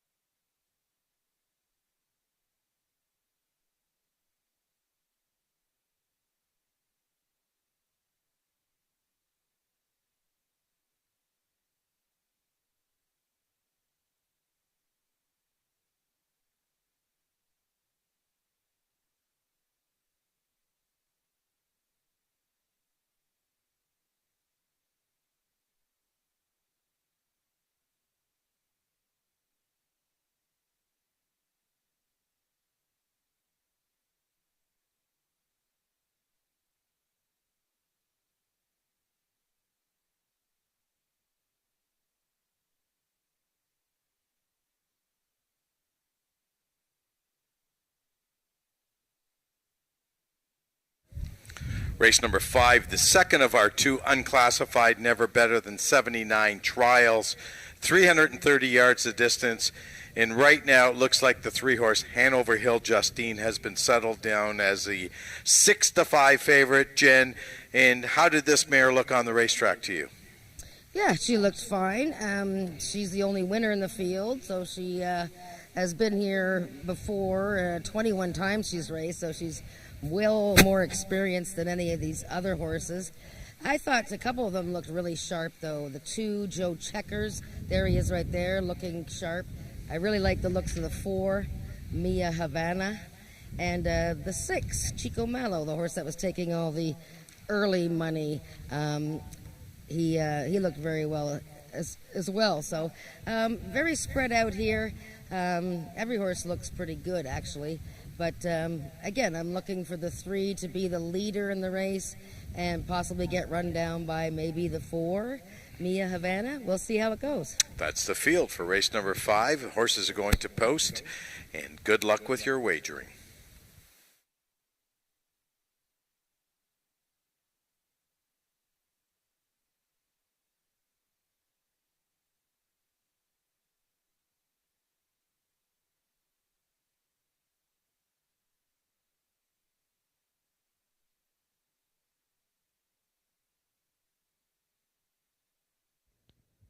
All the horses are now approaching the starting gates. They'll be loading shortly.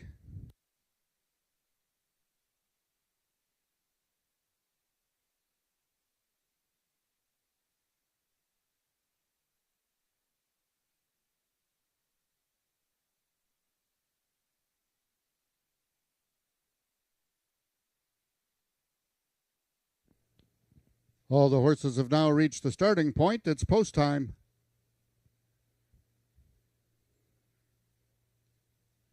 Number 1, Dagny Taggart is the first one in, currently at 14-1 on the board. Number 2 is Joe Checkers, trying to give Jason Pascoe back-to-back winners. 3 is the 1-5 heavy choice, Hanover Hill Justine. Right alongside, number 4 is Mia Havana.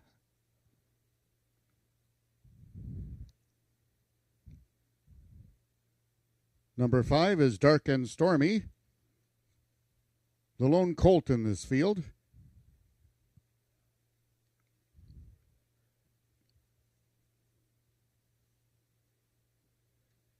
And the last one to load from the outside stall is Chico Malo, trying to give James Bogar his second win of the afternoon. They're at the post. And they're off. Out quick towards the inside is Dagny Taggart. Away second in the center is Mia Havana. And between horses, Joe Checkers has accelerated. Joe Checkers takes over the lead. Flying on the outside, Chico Malo. Those two down to the wire. Joe Checkos, Chico Malo. Joe Checkers wins it. Chico Malo a second. And Dagny Taggart completes the triactor. Race 5 unofficial, 2-6-1.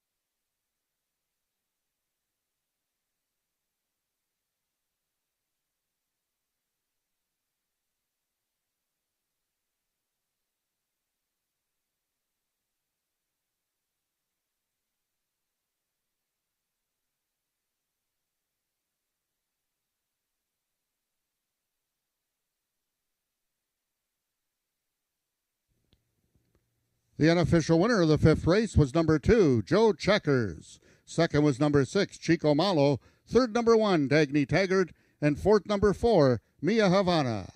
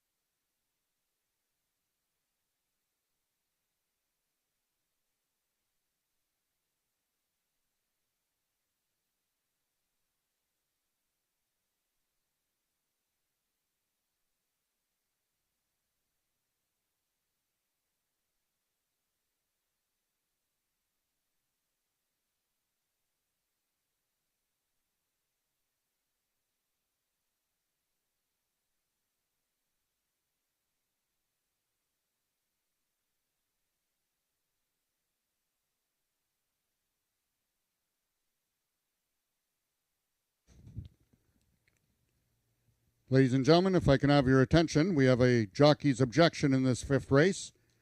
The rider of number 3, Hanover Hill Justine, your unofficial 6th place finisher, has lodged a claim of foul against number 2, Joe Checkers, your unofficial winner. Hold all tickets, please. The race will be under review by the stewards.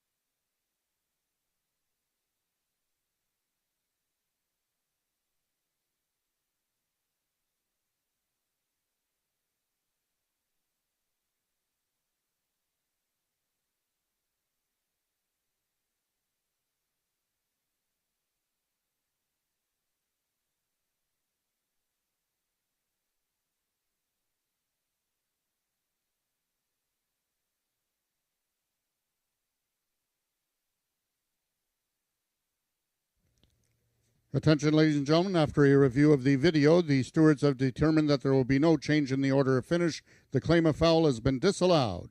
The fifth race is now official. The winner is number 2, Joe Checkers.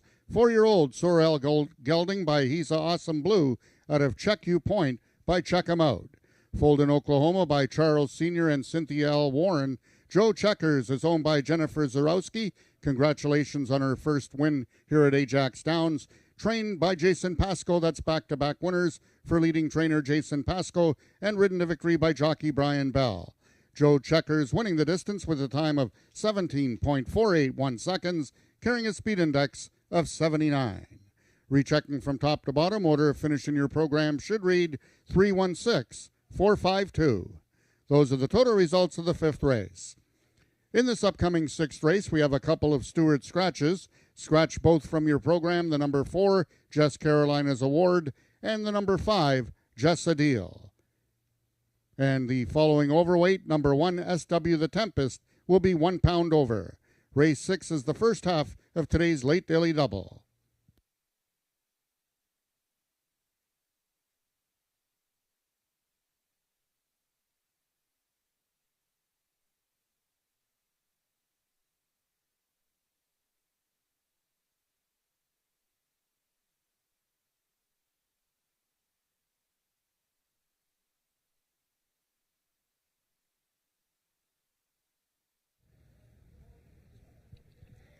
Joe Checkers, very game, winning the second trial for the unclassified. Never better than 79 maturity. The final coming up on June 28th, worth $30,000 added. Congratulations, Joe Checkers. The first horse owned by Jennifer Zarowski of Vancouver, British Columbia. So if you're watching, Jennifer, congratulations. And I hope you're going to come on down for the final in a couple of weeks. Jason Pasco winning both trials, but both races were very close. The speed indexes were close, so I think we're going to have a great final. Rider Brian Bell with me here. He rode Joe Checkers in the horse's first start at Ajax Downs when you were 4th. And Brian, I think I remember you saying something about you liked this guy a little bit. Yeah, I liked him when JB was on him down in Kentucky, and he had a real good 30. It was a 3-horse field. It was like right across the board, and thank God I was able to get a hold of him to ride him down here. I thought that was really impressive the way he ran down in Kentucky. And so how did the race go for you today? It went good. He actually stood up in the gate properly this time. He was on the flipping rig this time. We stood up Sunday. He stood like a champ. I'm like, all right, today's should be his day, I hope. Now, there was some horses moving around a bit, and I guess your horse moved around a bit. He's a big, sort of goofy-looking guy. Was he moving around just because, or like other horses were moving? I think he was just going towards the company. He just wanted company to run with, and there was nothing there. I think he was shocked that he was out in front and just looking for that company. Well, that was an excellent win, Brian. So on to the final for Joe Checkers. Should be a good final. Yeah, I hope it is. Thank you very much. All right, Brian Bell, Jason Pasco, and new owner Jennifer Zarowski celebrating a win by Joe Checkers in the second trial. And we have race 6 coming up in 17 minutes.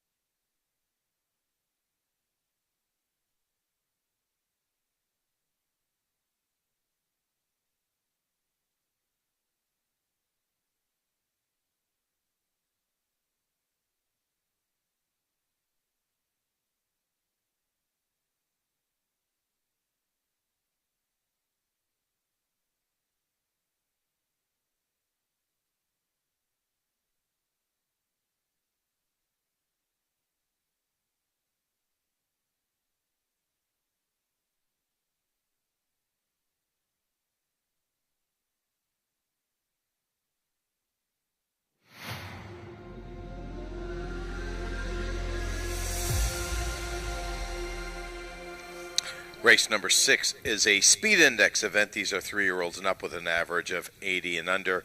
Unfortunately, we're down to a field of 4 in here. The 4-horse and the 5-horse were both late Stewart scratches. 6-horse, shaken at 1-9. Cassandra Jeske, Chantel Bourgeois. Yes, a lot of shaking going on with this race here. But anyways, that's a topic for another day. Shaken 1-9, not surprised with only a 4-horse field now. I loved him when he came off the shelf on May 17th. Just about caught up to that tough gray filly, SW, Snow Magically Cool. And then that gal came back to run a huge race on May 31st against slightly tougher. So gets a little bit more distance shaken. Everything is pointing in the right direction here. And owner-trainer Chantal Bourgeois, also the breeder, also has the 1-horse in here, SW the Tempest, who ran so well in her season debut, missing by a nose to Francesca, who ran pretty good today. So big race here for the Bourgeois purple people. Okay, let's talk about the 2-horse. Caraway's Jet Moon. Tony Phillips takes over the riding assignment on this horse coming out of the Wayne Proctor barn. Yeah, and she's one of those mares who the longer the race is, the better. Both of her career wins are at 350 yards, so she gets a chance to run 350 in this second start of the season. It's been a while since she has won, but with only 4 horses in here, that gives her a bit of a chance. Ruby Jess was the winner of her season debut, and we saw Ruby Jess run so well today in a very tough event against Had to Be Relentless. So Caraway's Jet Moon, she'll be closing late. Okay, and the 3-horse down in Carolina. Ismael Mascara looking for his first victory here at Ajax Downs this year. Yeah, and he's this horse has been a bit slower to get going this year. He's a wonderful horse. He's got 5 career wins for Emily Obu, and last time he tossed his head as soon as the gates opened, so he lost all chance. I'm not worried about that race. The season debut, coming off the shelf, a bit rusty, so I'm expecting a lot better effort here from down in Carolina. I don't know if he can beat Shaken. I think Shaken is really strong favorite here. Except for the fact, and I agree with you, but let's remember one thing about Shaken. Hasn't won a race in almost 2 years, so we'll see if he can turn that around. That's the field for race number 6 coming up in 8 minutes.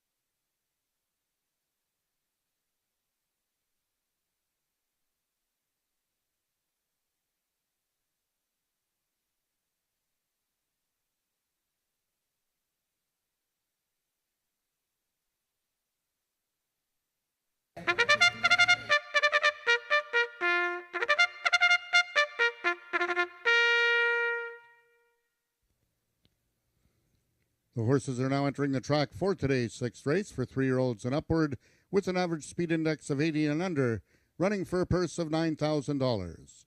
Number 1, SW The Tempest, owned by Chantal Bourgeois and ridden by jockey Brian Bell.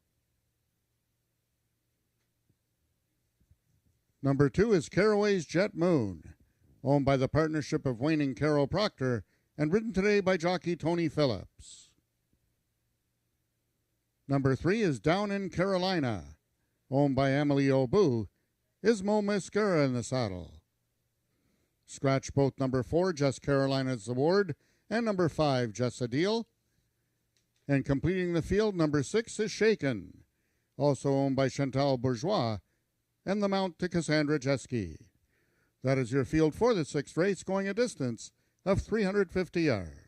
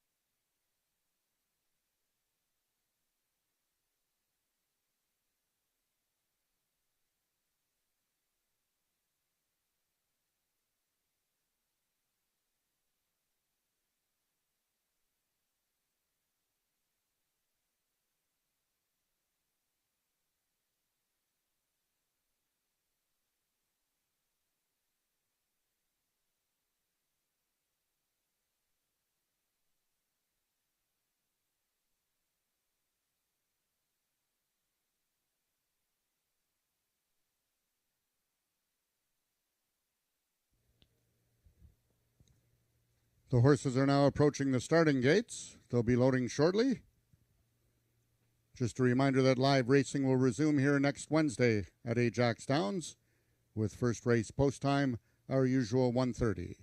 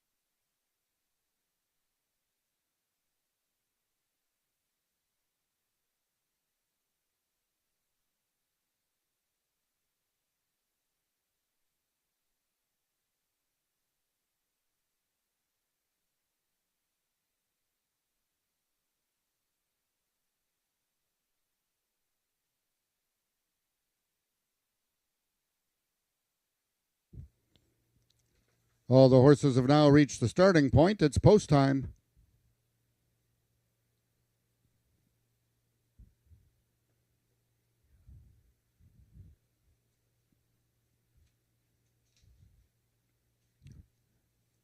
SW The Tempest, one of two in here for Chantal Bourgeois, is in. trying to give jockey Brian Bell back-to-back winners. Caraway's Jet Moon, right alongside. The two mares on the inside stalls side by side, and the two geldings side by side on the outside. Down in Carolina, trying to give Jason Pasco the natural hat trick, 3 wins in succession. Down in Carolina, and the last one in is Shaken, the heavy 2-5 choice. They're at the post.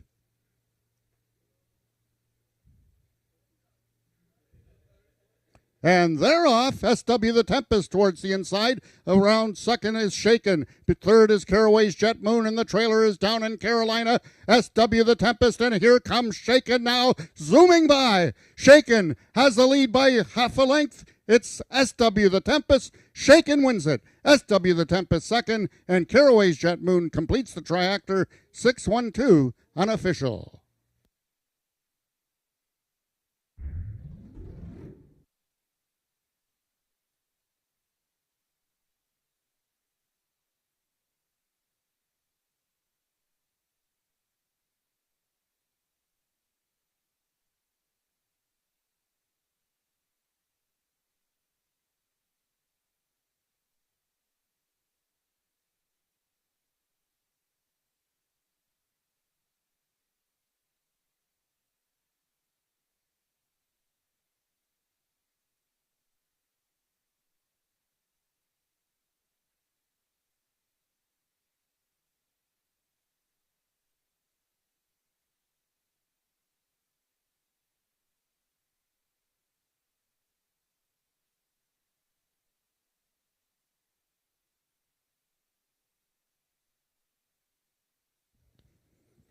The unofficial winner of the 6th race was number 6, Shaken. Second was stablemate number 1, SW the Tempest. Third, number 2, Caraway's Jet Moon. And fourth, number 3, Down in Carolina.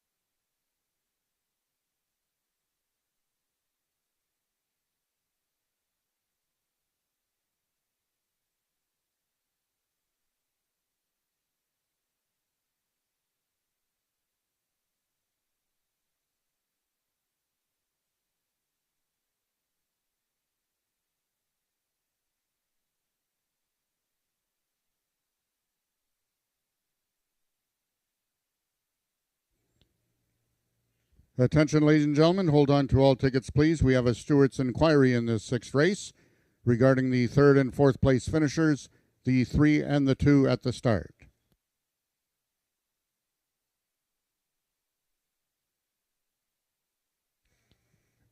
With addition to the Stewart's inquiry, we have a jockey's claim of foul. The rider of number 3, Down in Carolina, the unofficial 4th place finisher, has lodged a claim of foul against number 2, Caraway's Jet Moon, the unofficial 3rd place finisher. Once again, hold all tickets, please. The race is under review by the stewards.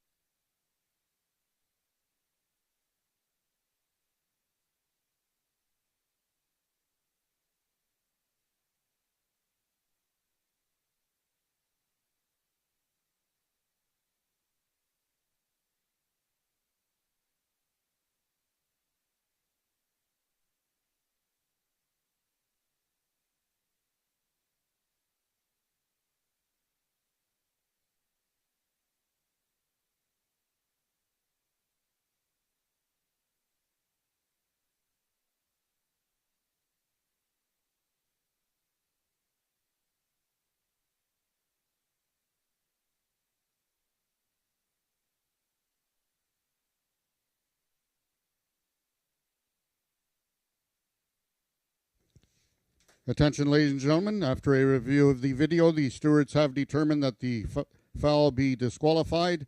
The claim of foul by Ismail Mosquera has been justified and allowed.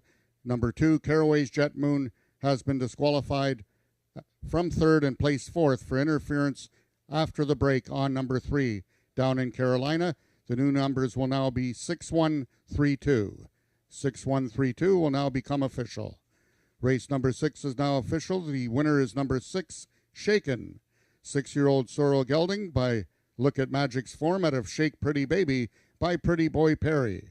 Bred, owned, and trained by Chantal Bourgeois, Shaken was ridden to victory by jockey Cassandra Jeske. Shaken winning the distance with a time of 18.623 seconds, carrying a speed index of 72. Rechecking from top to bottom, the new order of finish should read 243, scratch, scratch, 1. Those are the total results of the 6th race. In this upcoming 7th and final race of the afternoon, the following overweights: number 4, Pretty Cold, 3 pounds over. Number 8, Magic's Dynasty, 4 pounds over. Both number 7, Miss Chloe's Suspect, and number 9, Chicks Got Me Wonderin', 1 pound over. And a rider change on number 6, Pagrana's Boy. The rider is D.I. Benitez. Also note, first-time Lasix on number 6, Pagrana's Boy. Superfecta wagering available in this upcoming 7th race.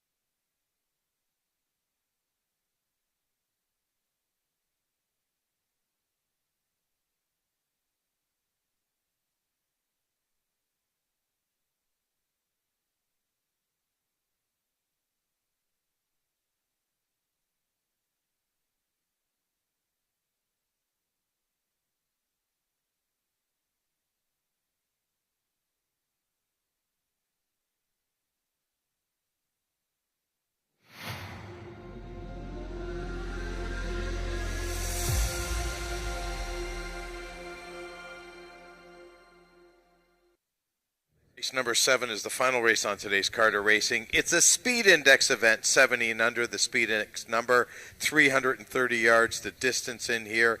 And right now, the 4-horse Pretty Cold is the favorite. Yeah, this is an interesting race. It's obviously the biggest field of the day. So many horses to choose from in here. See, you just said the Pretty Cold was the favorite. Now the 1, Speedy Country Mouse, is the favorite. I think the 8 horse is going to take a lot more money before all is said and done. But yeah, lots to choose from in here. There are some maidens. There are some winners. We can start with the 1, Speedy Country Mouse, because she's won 2 races in a row, including her season debut on May 17th. It turned out to be just a 2-horse race. It was a 3-horse field, but then 1 horse lost. Or no, 1 horse didn't come out of the gate, and then it was just Speedy Country Mouse and Caraway's Risky Lane, and Speedy Country Mouse won by a neck. From the rail, I might add. So she's on a winning streak, so you can't knock her for that. Okay, let's talk about your selection in here. The 8-horse Magic's Dynasty. J.B. Botello in the saddle for the second time. You know, this 3-year-old filly by Maryland Magic got beat a nose last time. Yeah, and she threw her head at the start, too. She sort of was anxious to get going, and I don't know if it cost her. It might have cost her the nose victory, but Pretty Cold was the one that beat her, and that was a multi-horse photo finish, and several horses from that race are in this field. But I just think Magic's Dynasty, 3rd start off the layoff, which is one of my favorite betting approaches. I think she's ready to just score big here. Let's talk a little bit about the 2-horse Biggie. Ismael Mascara, again, still looking for his first victory of 2023 here at Ajax Downs. I know he's won several races at Fort Erie, but is struggling here. Well, hasn't had a lot of mounts, and Big E is making his 2nd start of the season. This is a horse that came close to winning his maiden last year, but he's still a maiden.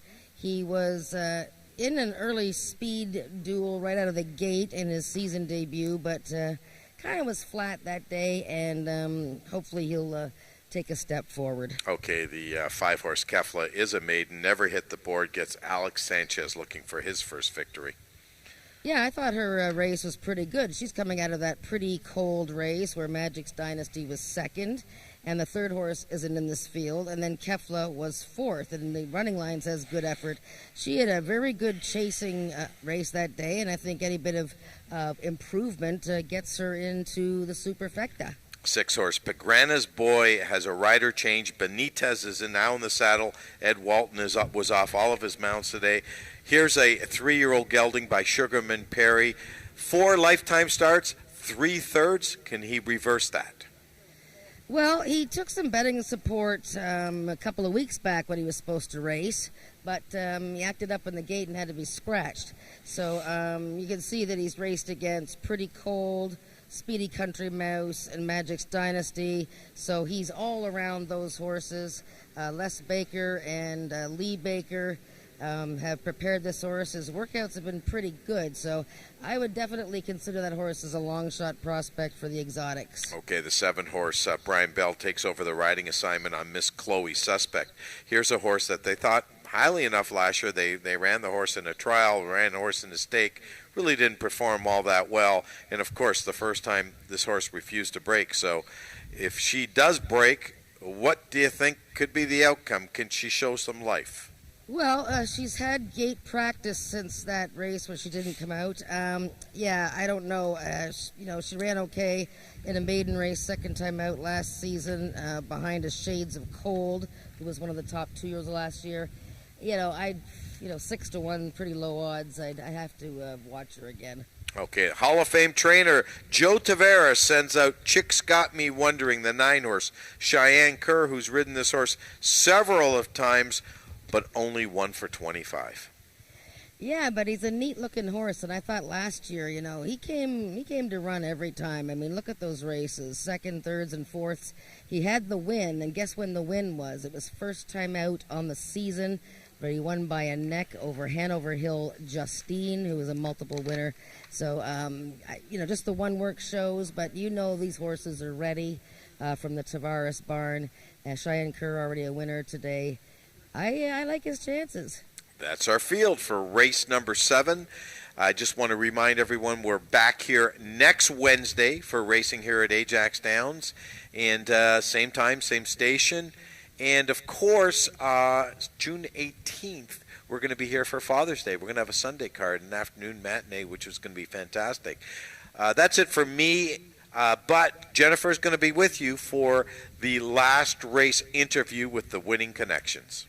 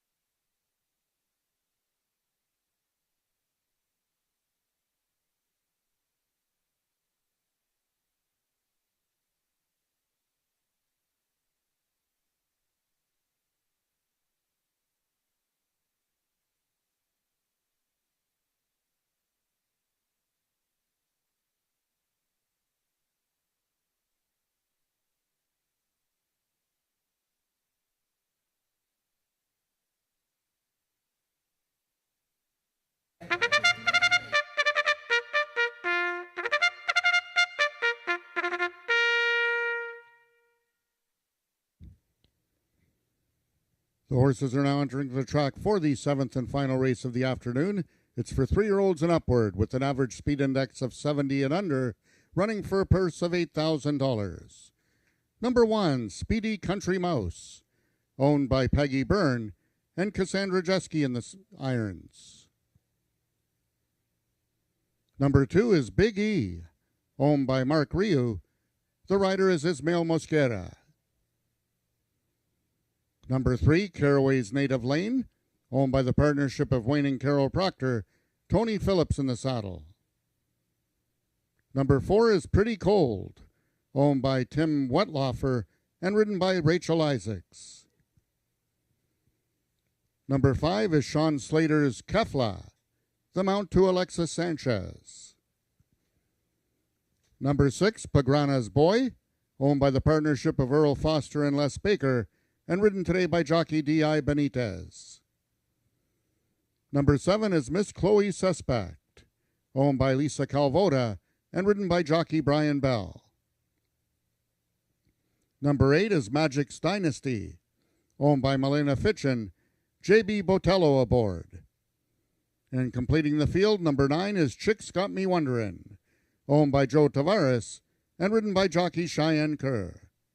That is your field for the 7th race, going a distance of 330 yards.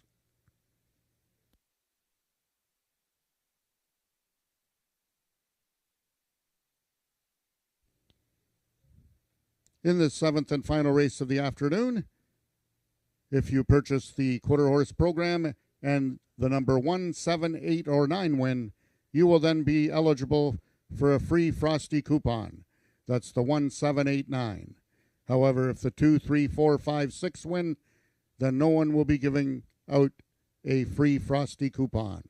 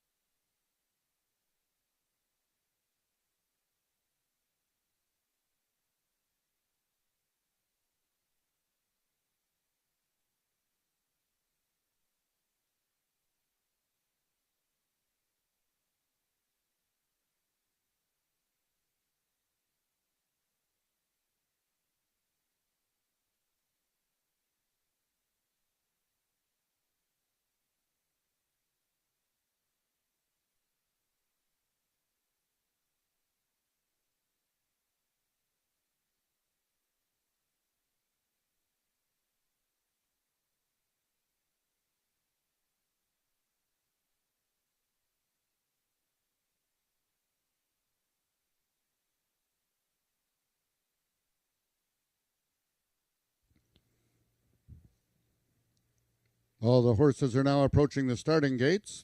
They'll be loading shortly.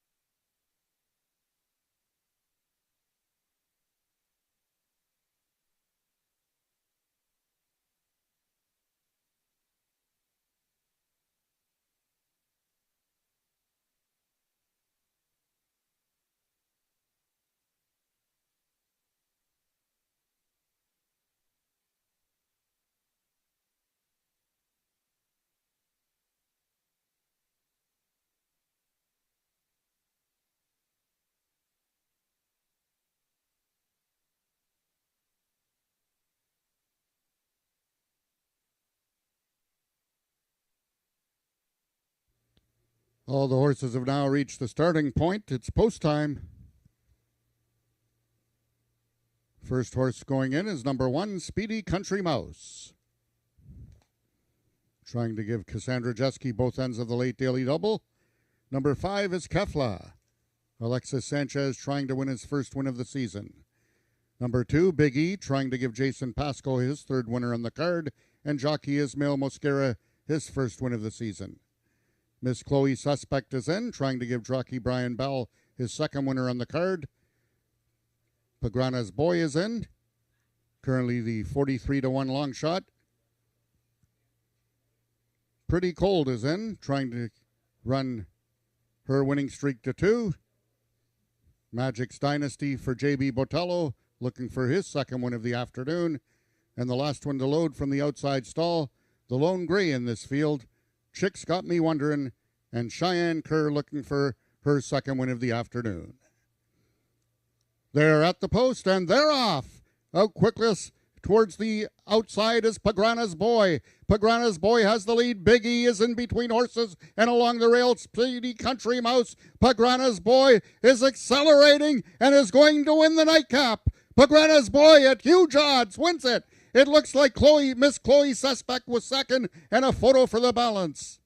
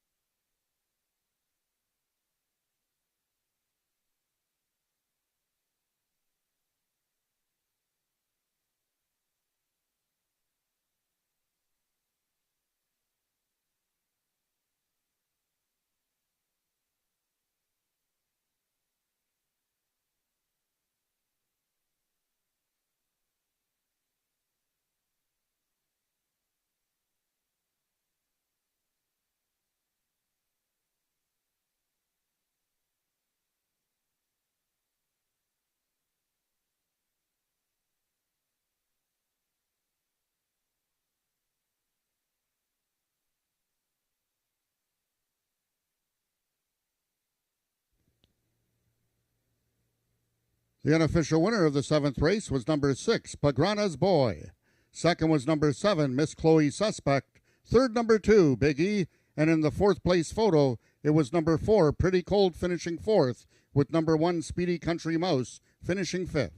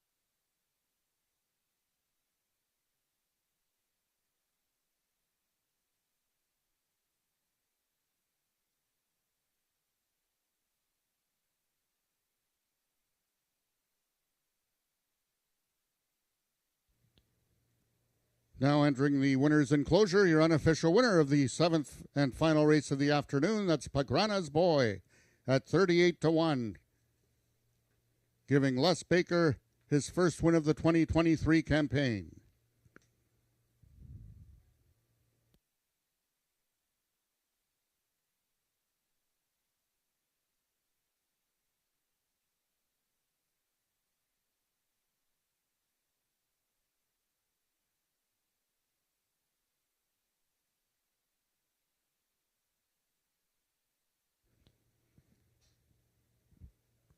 The results of the 7th race are now official. The winner is number 6, Pagrana's Boy, 3-year-old bay gelding by Sugarman Perry out of Lady Pagrana by Black Moon's Arising. Foaled in Ontario by Hesty Sport Incorporated, Pagrana's Boy is owned by the partnership of Earl Foster and Les Baker, trained by Les Baker, and ridden to victory by jockey Diego Benitez.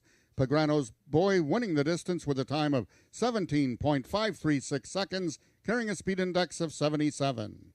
Rechecking from top to bottom, order of finish in your program should read 538-47-1296. Those are the total results of the 7th race.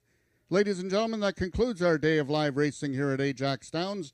Until next Wednesday, with first race post time at 1:30. Until then, this is Frank Ferrari wishing everyone a safe drive home. We will now take it down to Jennifer Morrison with the Winner's Circle interview with Les Baker, Earl Foster, and Pagrana's Boy.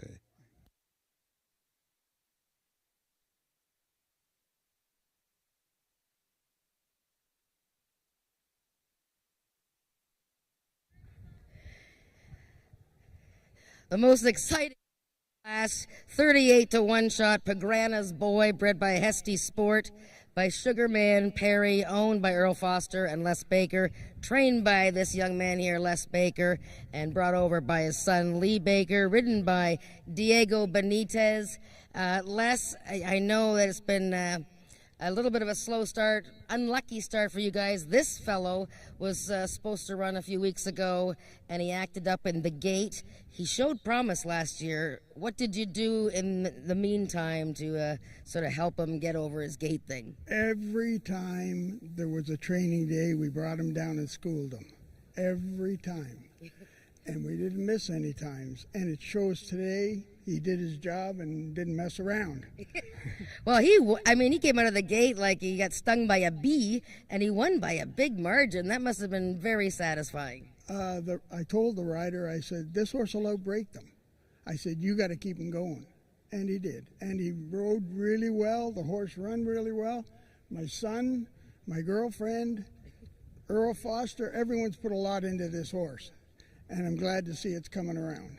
Hopefully, it'll come around even better. Yeah, well, for sure, because he really ran lights out today, so that's got to be exciting, and I know you have a couple other horses, so well done. You have a lot of fans here. You've been in the game a while, and it's fun to see you win. Thank you very much. All right, that's Les Baker, owner, co-owner with Earl Foster and trainer of Pagrana's Boy, who just won the finale at 38-1. I hope somebody out there cashed some big tickets today. We are going to see you next Wednesday, 1:30 post time. The racing's getting exciting. The fields are getting bigger. And have a good week, and we'll see you next Wednesday.